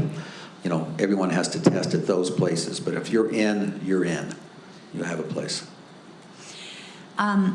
With the French DLI situation, when we go out to talk with the community and as part of your recommendation, I think it would be important for us to understand things like what will be the word isn't availability, but how does this work for the neighbors?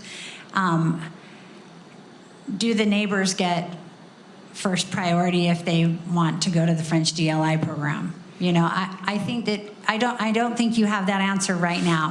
We don't. And I know it's not in your purview to make that decision, but I think that would be helpful to understand as we approach a vote on a final recommendation? We knew we didn't have the answer yet. We acknowledge that that will need to be discussed and come up with a priority order, if you will, like we've done for other programs in other schools. I think we would, at least I would imagine we would be looking at the same prioritization that we did with the consolidation of other DLI types of programming and what we've done with Dos Mundos, formerly known as Valley Crest, where we allow those currently in the program to have first priority, and then we determine some other prioritization based on the community's needs. Okay. But what, I'd just like to be clear on what it is. we need to make sure that's very clear. The good thing about this recommendation is there's plenty of space at Morningside. How many students do we have participating in Morningside's DLI program? Currently, approximately 250. And obviously our capacity at that school. 6 to 650. Yeah. So determining a prioritization is appropriate, but whether that's needed remains to be seen. Would you mind going back to the final slide that shows capacity? No, I'm sorry. This one I wanted. I just want to remind our community that since we began this study, when we started this study, the goal is really to get as close to 3 teachers per grade as we can. And if you had just every single school at 3 teachers per grade at 27.25 kids, that's how many kids it takes to get a teacher.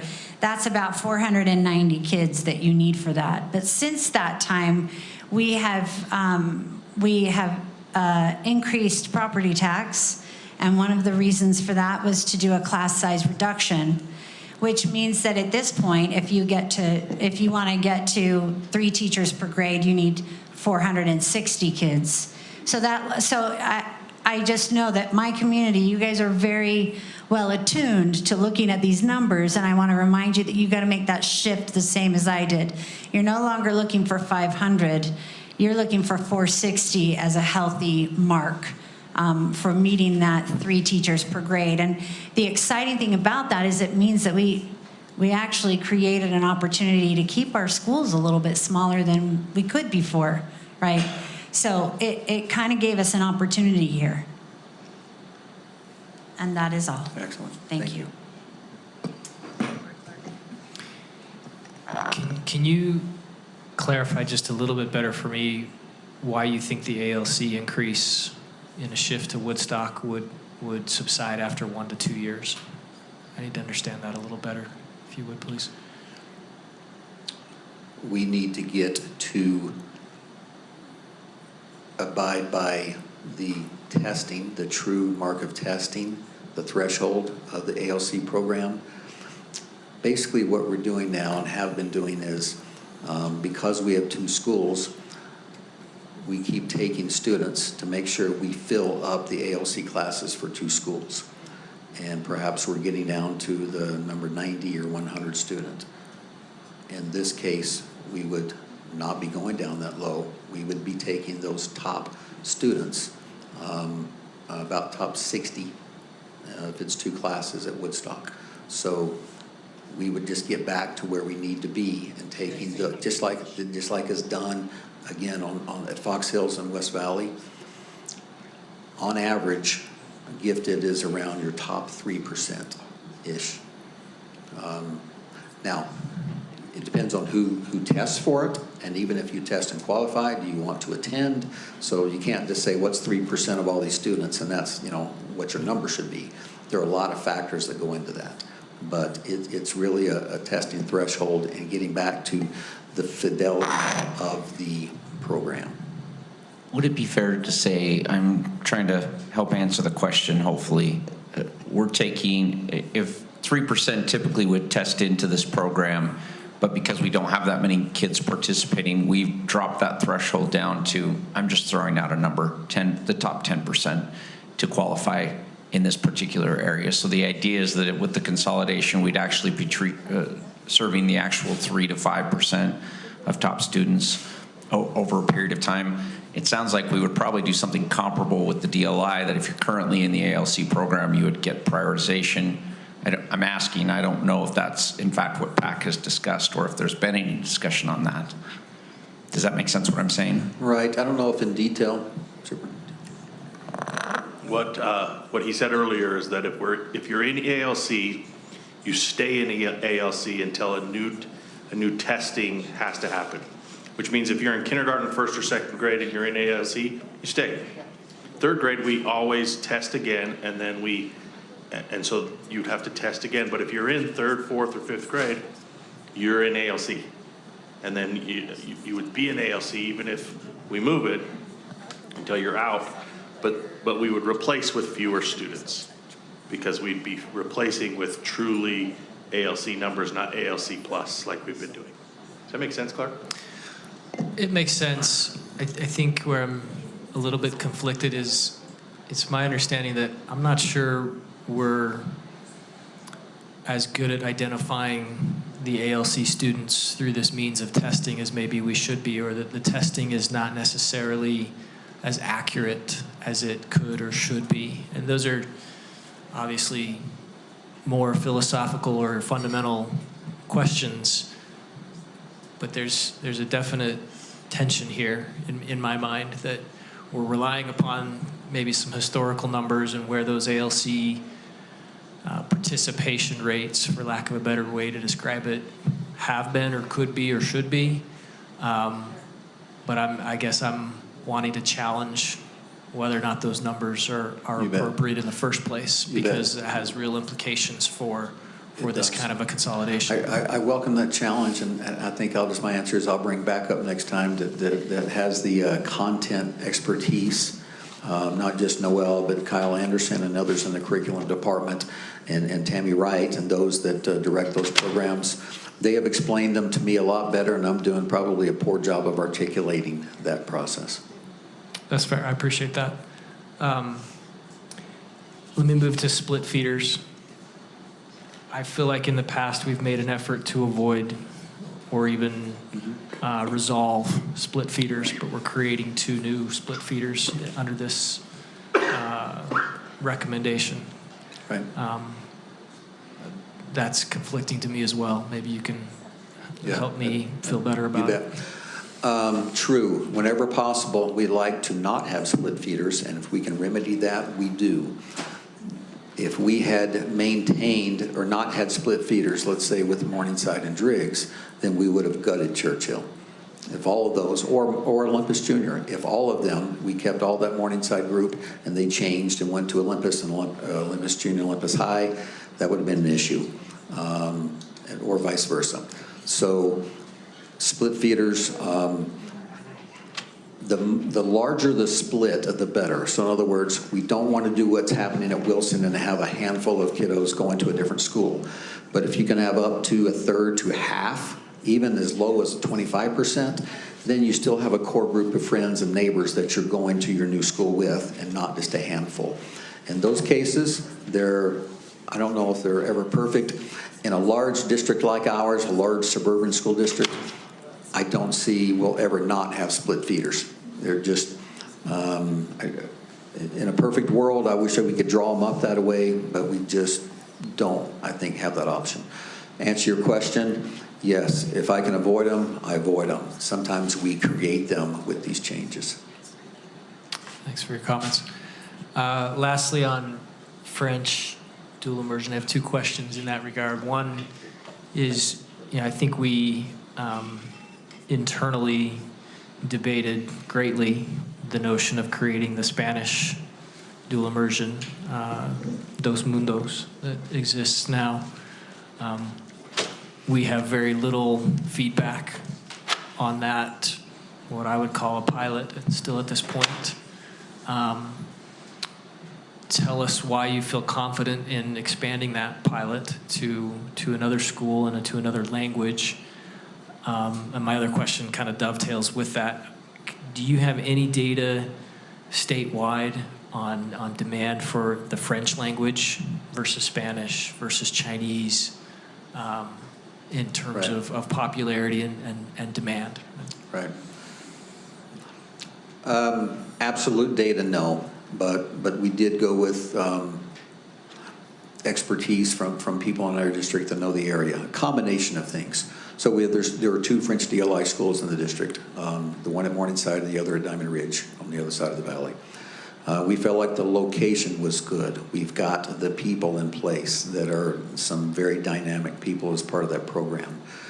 We feel like the location of this geographically in this area will help us attract from surrounding districts also. So it's, do we know for sure? Do we have anything that absolutely says, hey, if you have French DLI, put it there and it's going to be a rousing success? I wish I had that crystal ball 100%.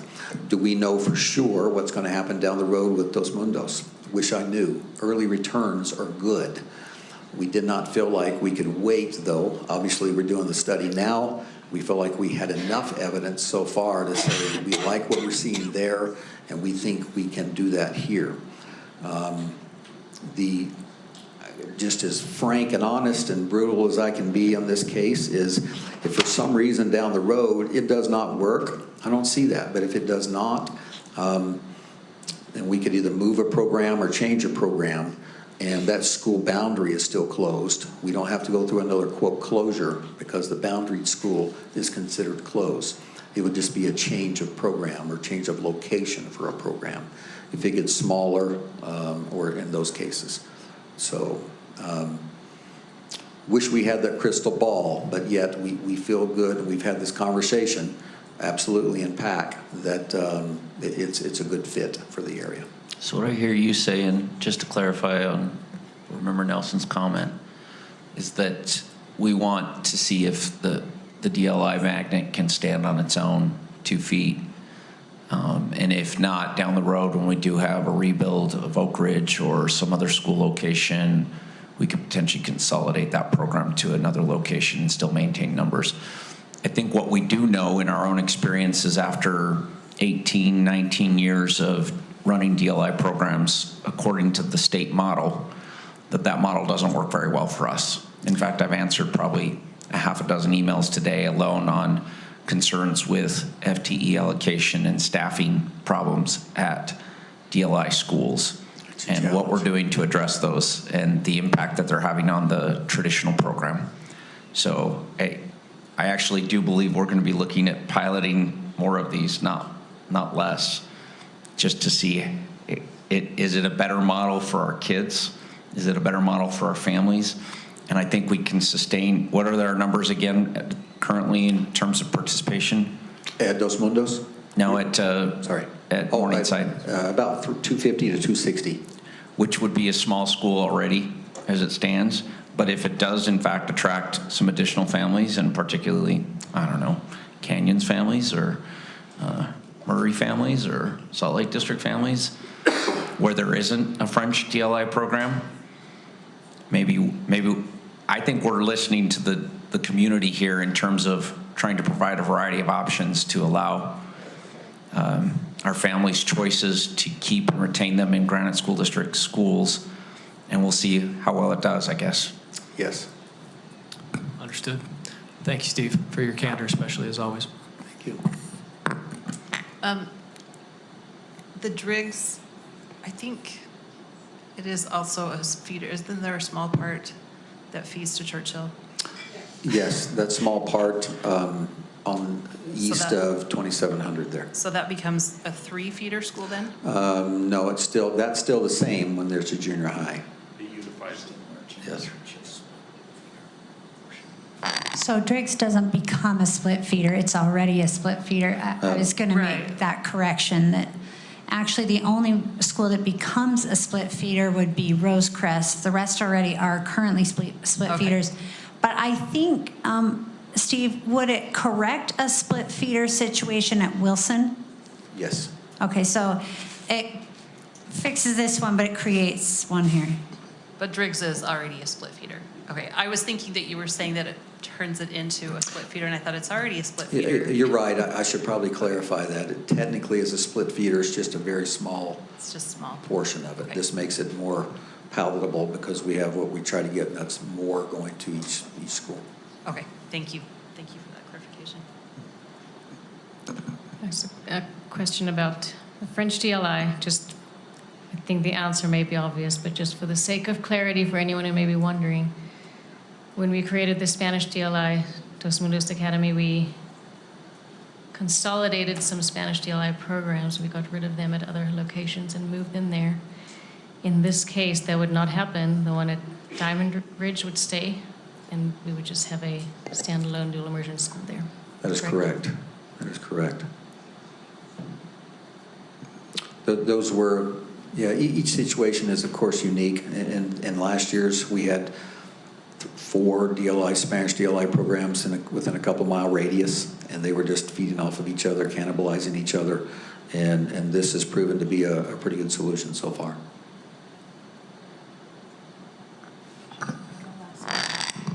Go ahead.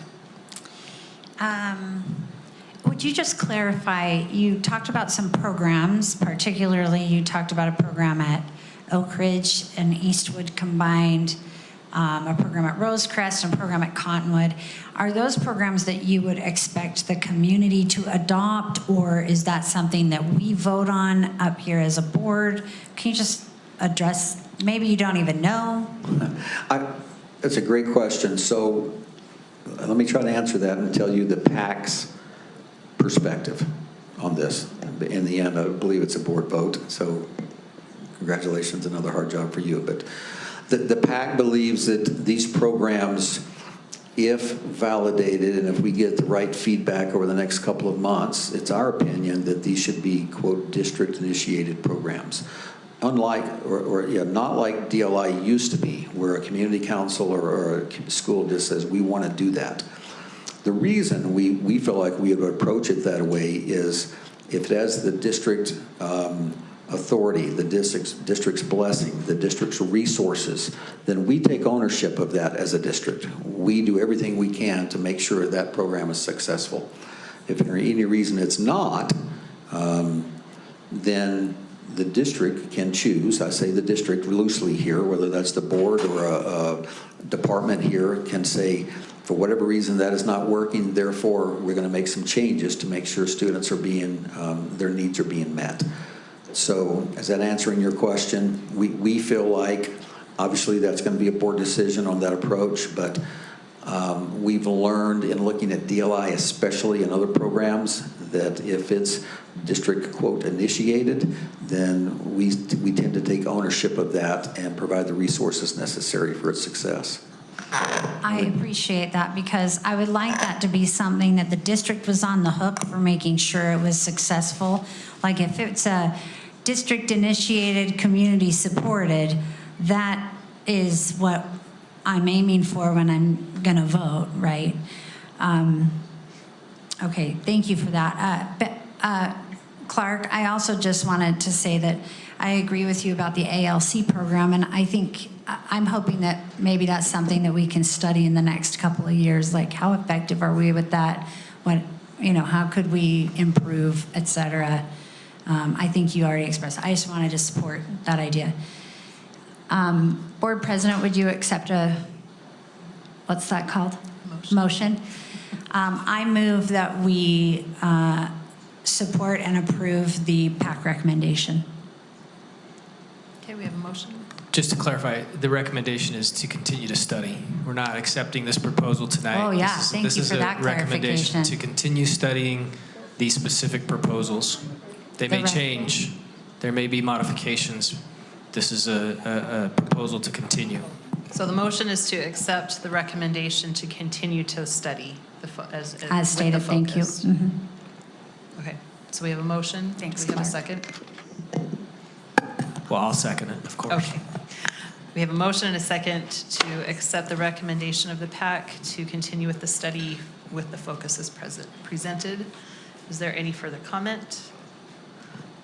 I'll just say I have some concerns and conflicting feelings about some of the programs we're talking about here, but I'm totally fine with continuing to study and see where we go, but just wanted to make you aware of that right now. I probably will have some conversations with you coming up.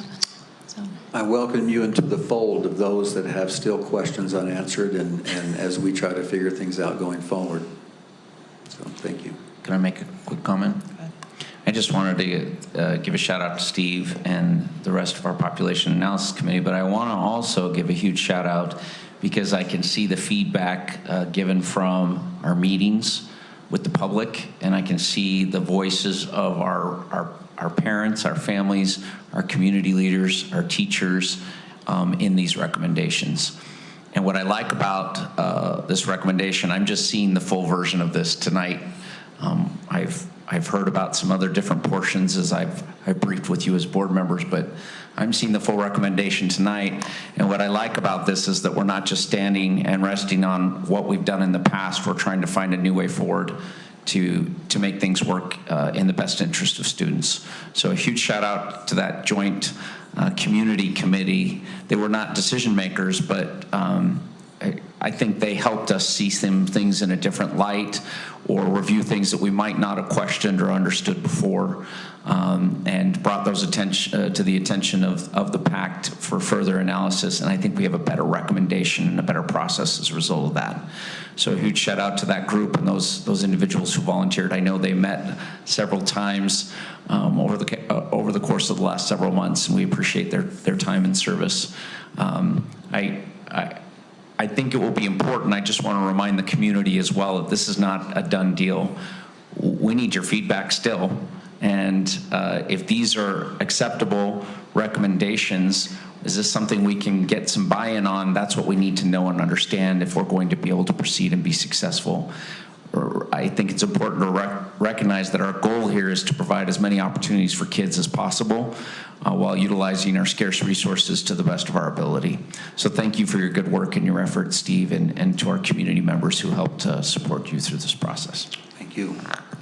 I also wanted to say, I just think that it's been huge, the amount of effort that the people who go to these schools have put into making sure that we've thought through a million things. And believe me, Steve, there's been a lot. I mean, this has been through, what about this? What would this look like? You should see the amount of maps that Steve has of different iterations in his room or office.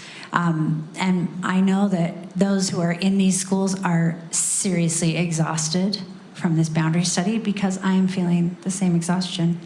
And it is time for caffeine, because it's a moment where you need to, we need you to have a renewed energy to now look at these more concrete hypotheticals. And I am very anxious to talk about them with you. So I hope that you will, go get your caffeine. Okay, thanks, guys. For my part, I really appreciate that we do have this, the joint committee, having been through this with 2 schools, kind of more at the beginning of this process. I see the value in this, and I appreciate that, because I think one of the hardest things is to help other schools understand that you're not alone in this, but also, when you say, well, don't do it to my school, do it to them, it affects everybody else. And so I think this is a very valuable thing, and we've talked about adding this into our process as something that is standard from here out. So I think this is a good part of this process, and appreciate those people who have served on that committee. All right, we have a motion and a second on the table. If there's no further comment, please say aye. Aye. Any opposed? All right, motion carries. Thank you. Going to suggest that we saunter for 3 minutes while Doug comes up, so we can have a little.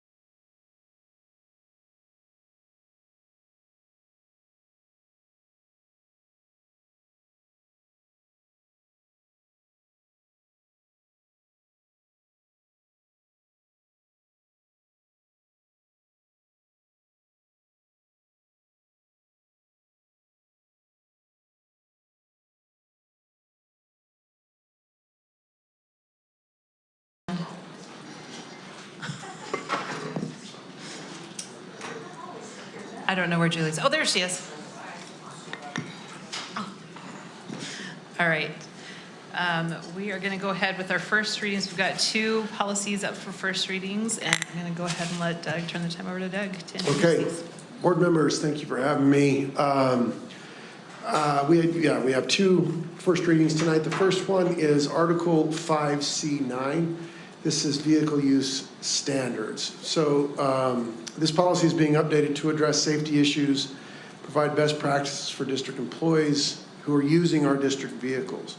This policy indicates that district vehicles are monitored by a global positioning system and clarifies which district employees will be given take-home vehicles. We added a provision to this policy that discusses the option of being able to use district vehicles with a little bit more flexibility.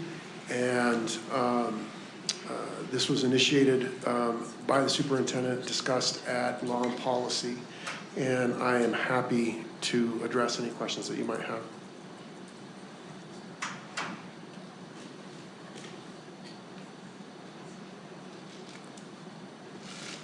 So, Doug, can you just kind of summarize?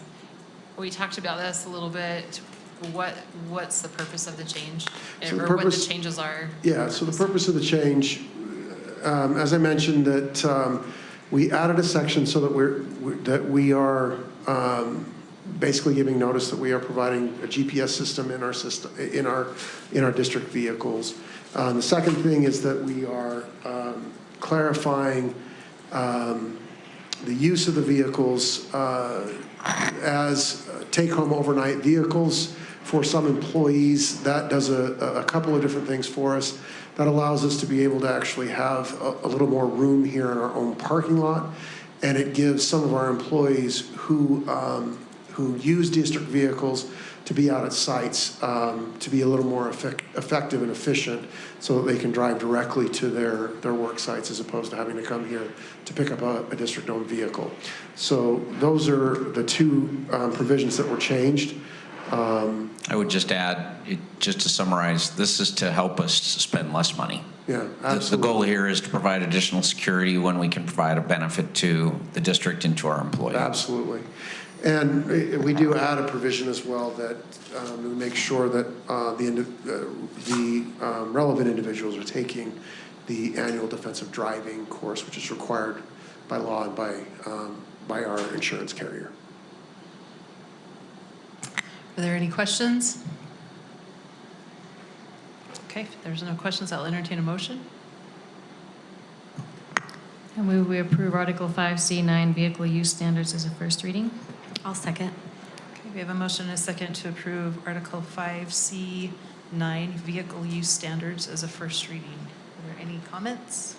I have one comment. I remember 2 summers ago, I was at a school, and one of the project managers there was saying how nice it would be if they could have the car on site faster, because they could get there earlier in the morning instead of coming all the way to the lot to pick up their vehicle and then drive back to the site. They would actually have more time on site that would help them get that project done faster.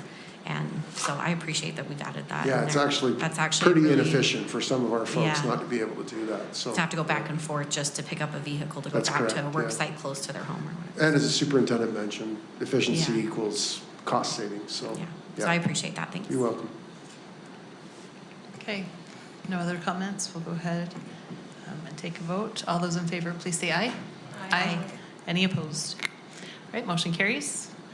Great. The second policy is Article 8A18. This policy is our student travel policy, and there's a lot of discussion that goes into a student travel policy. This policy is being updated to establish student travel that teachers and administrators can use to provide students with opportunities for enhancing their educational experience. Updates to this policy clarify issues with travel costs, chaperones, eligible travel destinations, and student fundraising.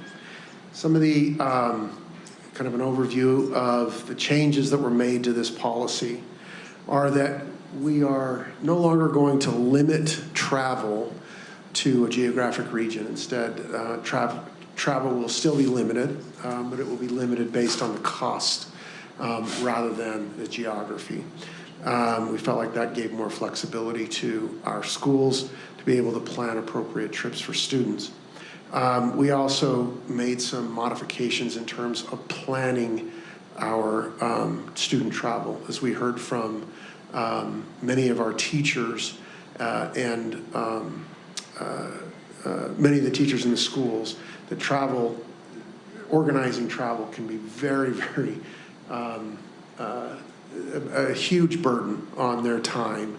And so we are looking into ways to try to make the administrative process of planning travel and executing travel more streamlined. We did make some changes with the policy regarding chaperones. This was also another issue that had been discussed widely and was not necessarily consistent among schools. And so we are providing some consistency with respect to our rules regarding chaperones.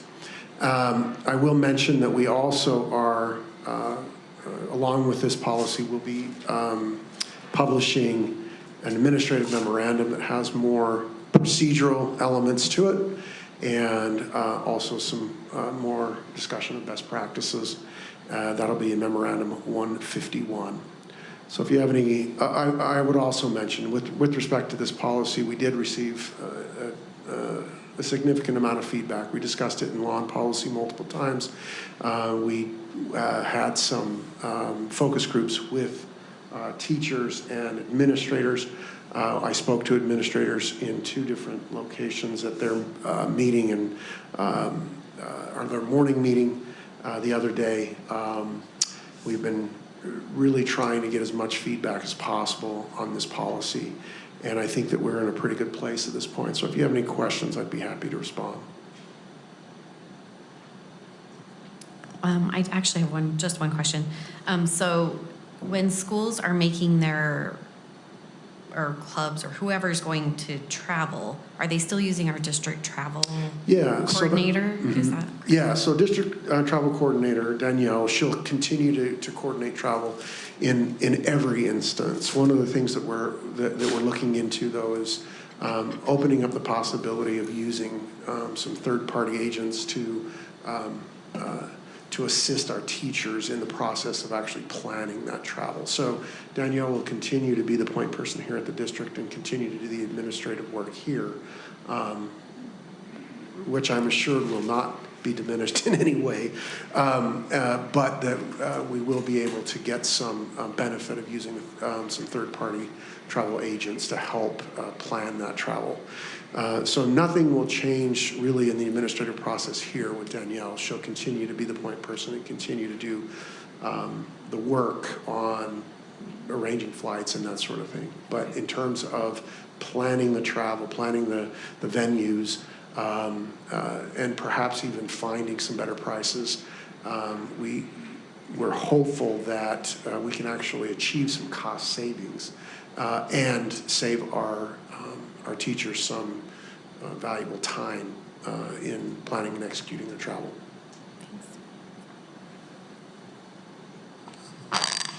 One thing we didn't discuss in law and policy is, can you describe how, I'm thinking in particular about foreign language classes, and then they take like a trip to Spain or a trip to Mexico or something. And under this it says credit can be arranged for students participating in pre-approved study programs. But the board does not authorize foreign travel in connection with the district, schools, or employees in their district capacity. So can you just speak to that for a minute? Absolutely. So with respect to foreign travel, the district, we don't get involved with those trips. Now, those trips are made available through various vendors that are out there. We don't partner with those vendors, but we do have some teachers who take advantage of those trips, and even some of the kids in our schools who study foreign language and that sort of thing might take advantage of those trips. However, that's done completely separate from the district. We don't endorse those programs. We don't sponsor those programs. In fact, those teachers, if they are going to participate in those programs, have to do so in a manner that is at arm's length with the district. They can't recruit kids in the school setting. They can't recruit kids in their classes. So that's a completely separate program. It's not a school-sponsored program. Okay. So we're happy if kids can have that opportunity. We're not in the business of sponsoring those kinds of trips. We're talking about travel that is within the contiguous 48 states, and these are travel arrangements that are planned and executed as school-sponsored activities.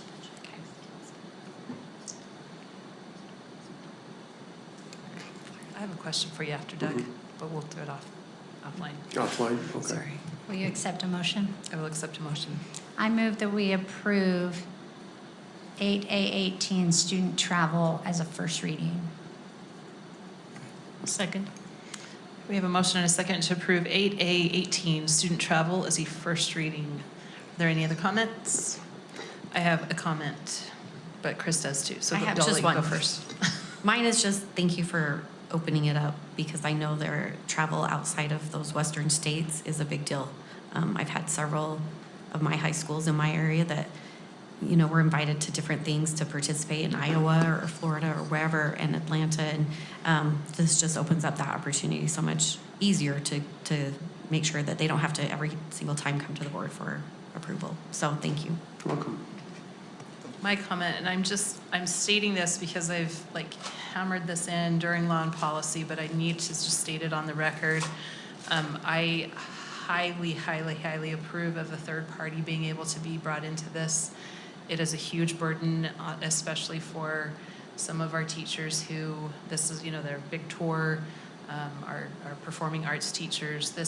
Takes up an inordinate amount of time for them. And so I want to really state that I support that highly, and that we need to, just because that is such a valuable thing for our teachers, and to take something off of their plate. I do want to also make sure that as we move towards this, if Danielle's going to continue, and I this is nothing to say anything negative about Danielle, but we need to continue to work on having a faster turnaround for our schools for the approval process, because that has hampered reservations in the past, and we need to make sure that we tighten that up a little bit so that we can continue to give our kids the best possible opportunities.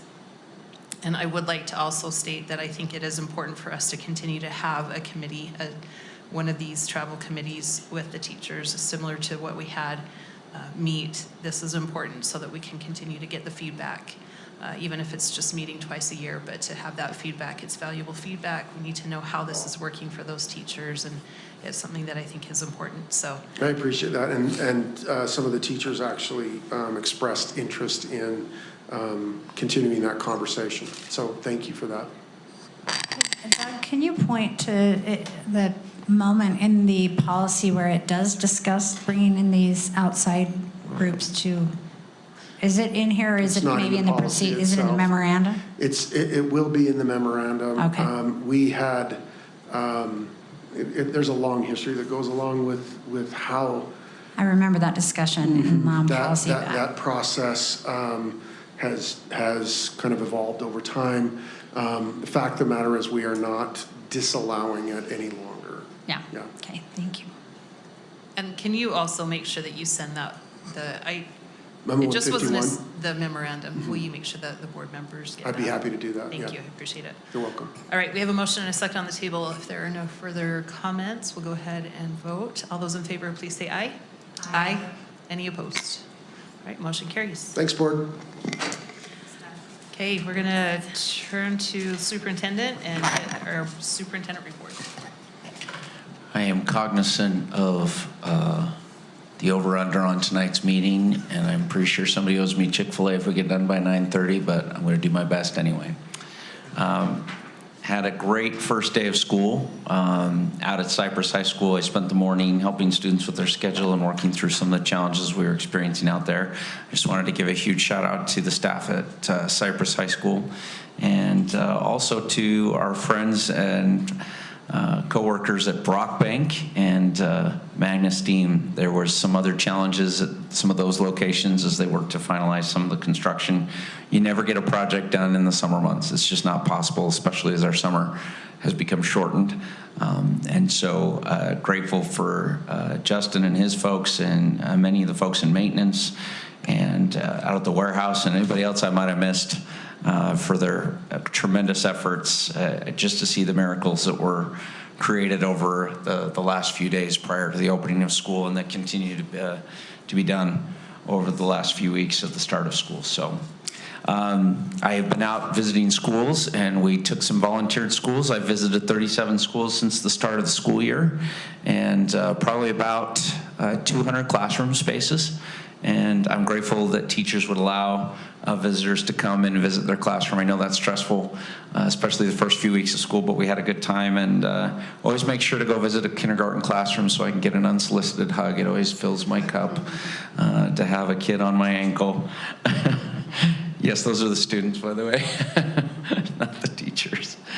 So I wanted to give a shout out also to our wonderful students at Taylorsville and Cypress who made me feel so welcome when I officially visited their football games and got to do some fun cheers. I'm happy to lead the board in those a little bit later on. And wore red. It's true. By the way, my wrist still hurts from losing an arm wrestling competition to the strongest student I've ever seen in a costume. So he was super buff. That thing was stacked from the beginning, I just want to say. Just to clarify, how badly did you lose? So badly. Okay, thank you. So I want you to know, I saw the kid and he like says, so I'm going to be the one who's arm wrestling you, but I'm going to have the mascot costume on. I said, I just want you to know you're really strong and I'm going to cheat. And I did, and I still lost. So he I was know a good it's online. sport. I just wanted him to admit it on the microphone. And sorry about the broken table as well out of Taylorsville.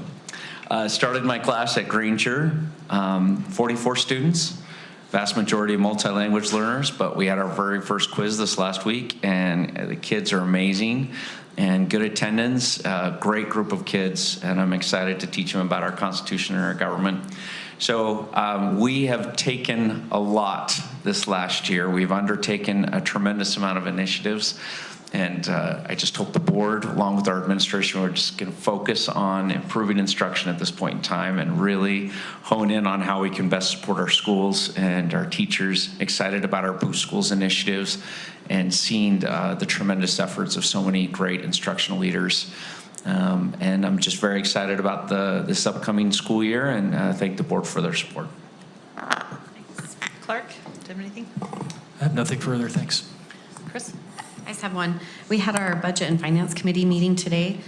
Board members, if you'll go in and look at that, Todd put together a fantastic slide about our capital projects and how they're going to prioritize them. And if you have any questions, please look it over and talk to him about all the different, a lot of things go into that group. And he's going to present next Tuesday, am I correct? Or next week you meet with the group, the capital committee group. So Yes, we'll have a kickoff meeting with our new capital committee group next week. So if you have any questions, please look at that and direct them to Todd before that meeting so you can get your questions answered about what their, I think we've called it our top 10 priorities for capital projects next year. So thanks, that's all I have. Connie? USBA has their fall schedule, the meeting on September 17th at 6 o'clock. And they do provide dinner, and I haven't seen the agenda. I don't know. They usually talk about priorities for the upcoming legislative session, so. And we talked a lot about SB 37 and what's going on with that. And so we voted to oppose it as it's written. Isn't that what we did, Todd?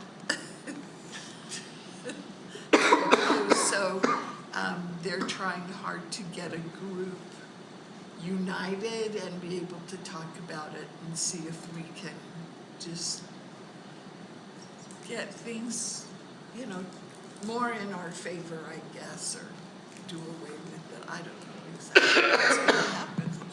What is SB 37? SB 37 is... It's the one where they were proposing to take all of our property tax and funnel it through the general fund and then give it to us. Money laundering. I didn't say that. I did not say that. Okay, thanks, Connie. Kim? I have nothing to report this month. The evaluation committee is alive and well. We are making huge progress, so be ready for exciting things. And the district community council, we've kind of had some discussions about, we're going to be sending out a survey to our district community councils the first week, asking them what issues they would like us to address. We're going to be spending each time we have a council meeting, we're going to have a theme. The first theme is going to be proficiency-based learning. We'll talk about that for 30 minutes. Then we'll talk about whatever issues are coming up. And then we'll have 30 minutes of Q&A. We're also toying with sending out a video invitation from the board for their first, which would be me because I'm the chair of the committee. And it would invite community councils and kind of encourage them. This is where we get feedback from our parents. This is a really big place to get a voice, so that they would show that at their first community council meeting in October. And I think that is all. Thank you.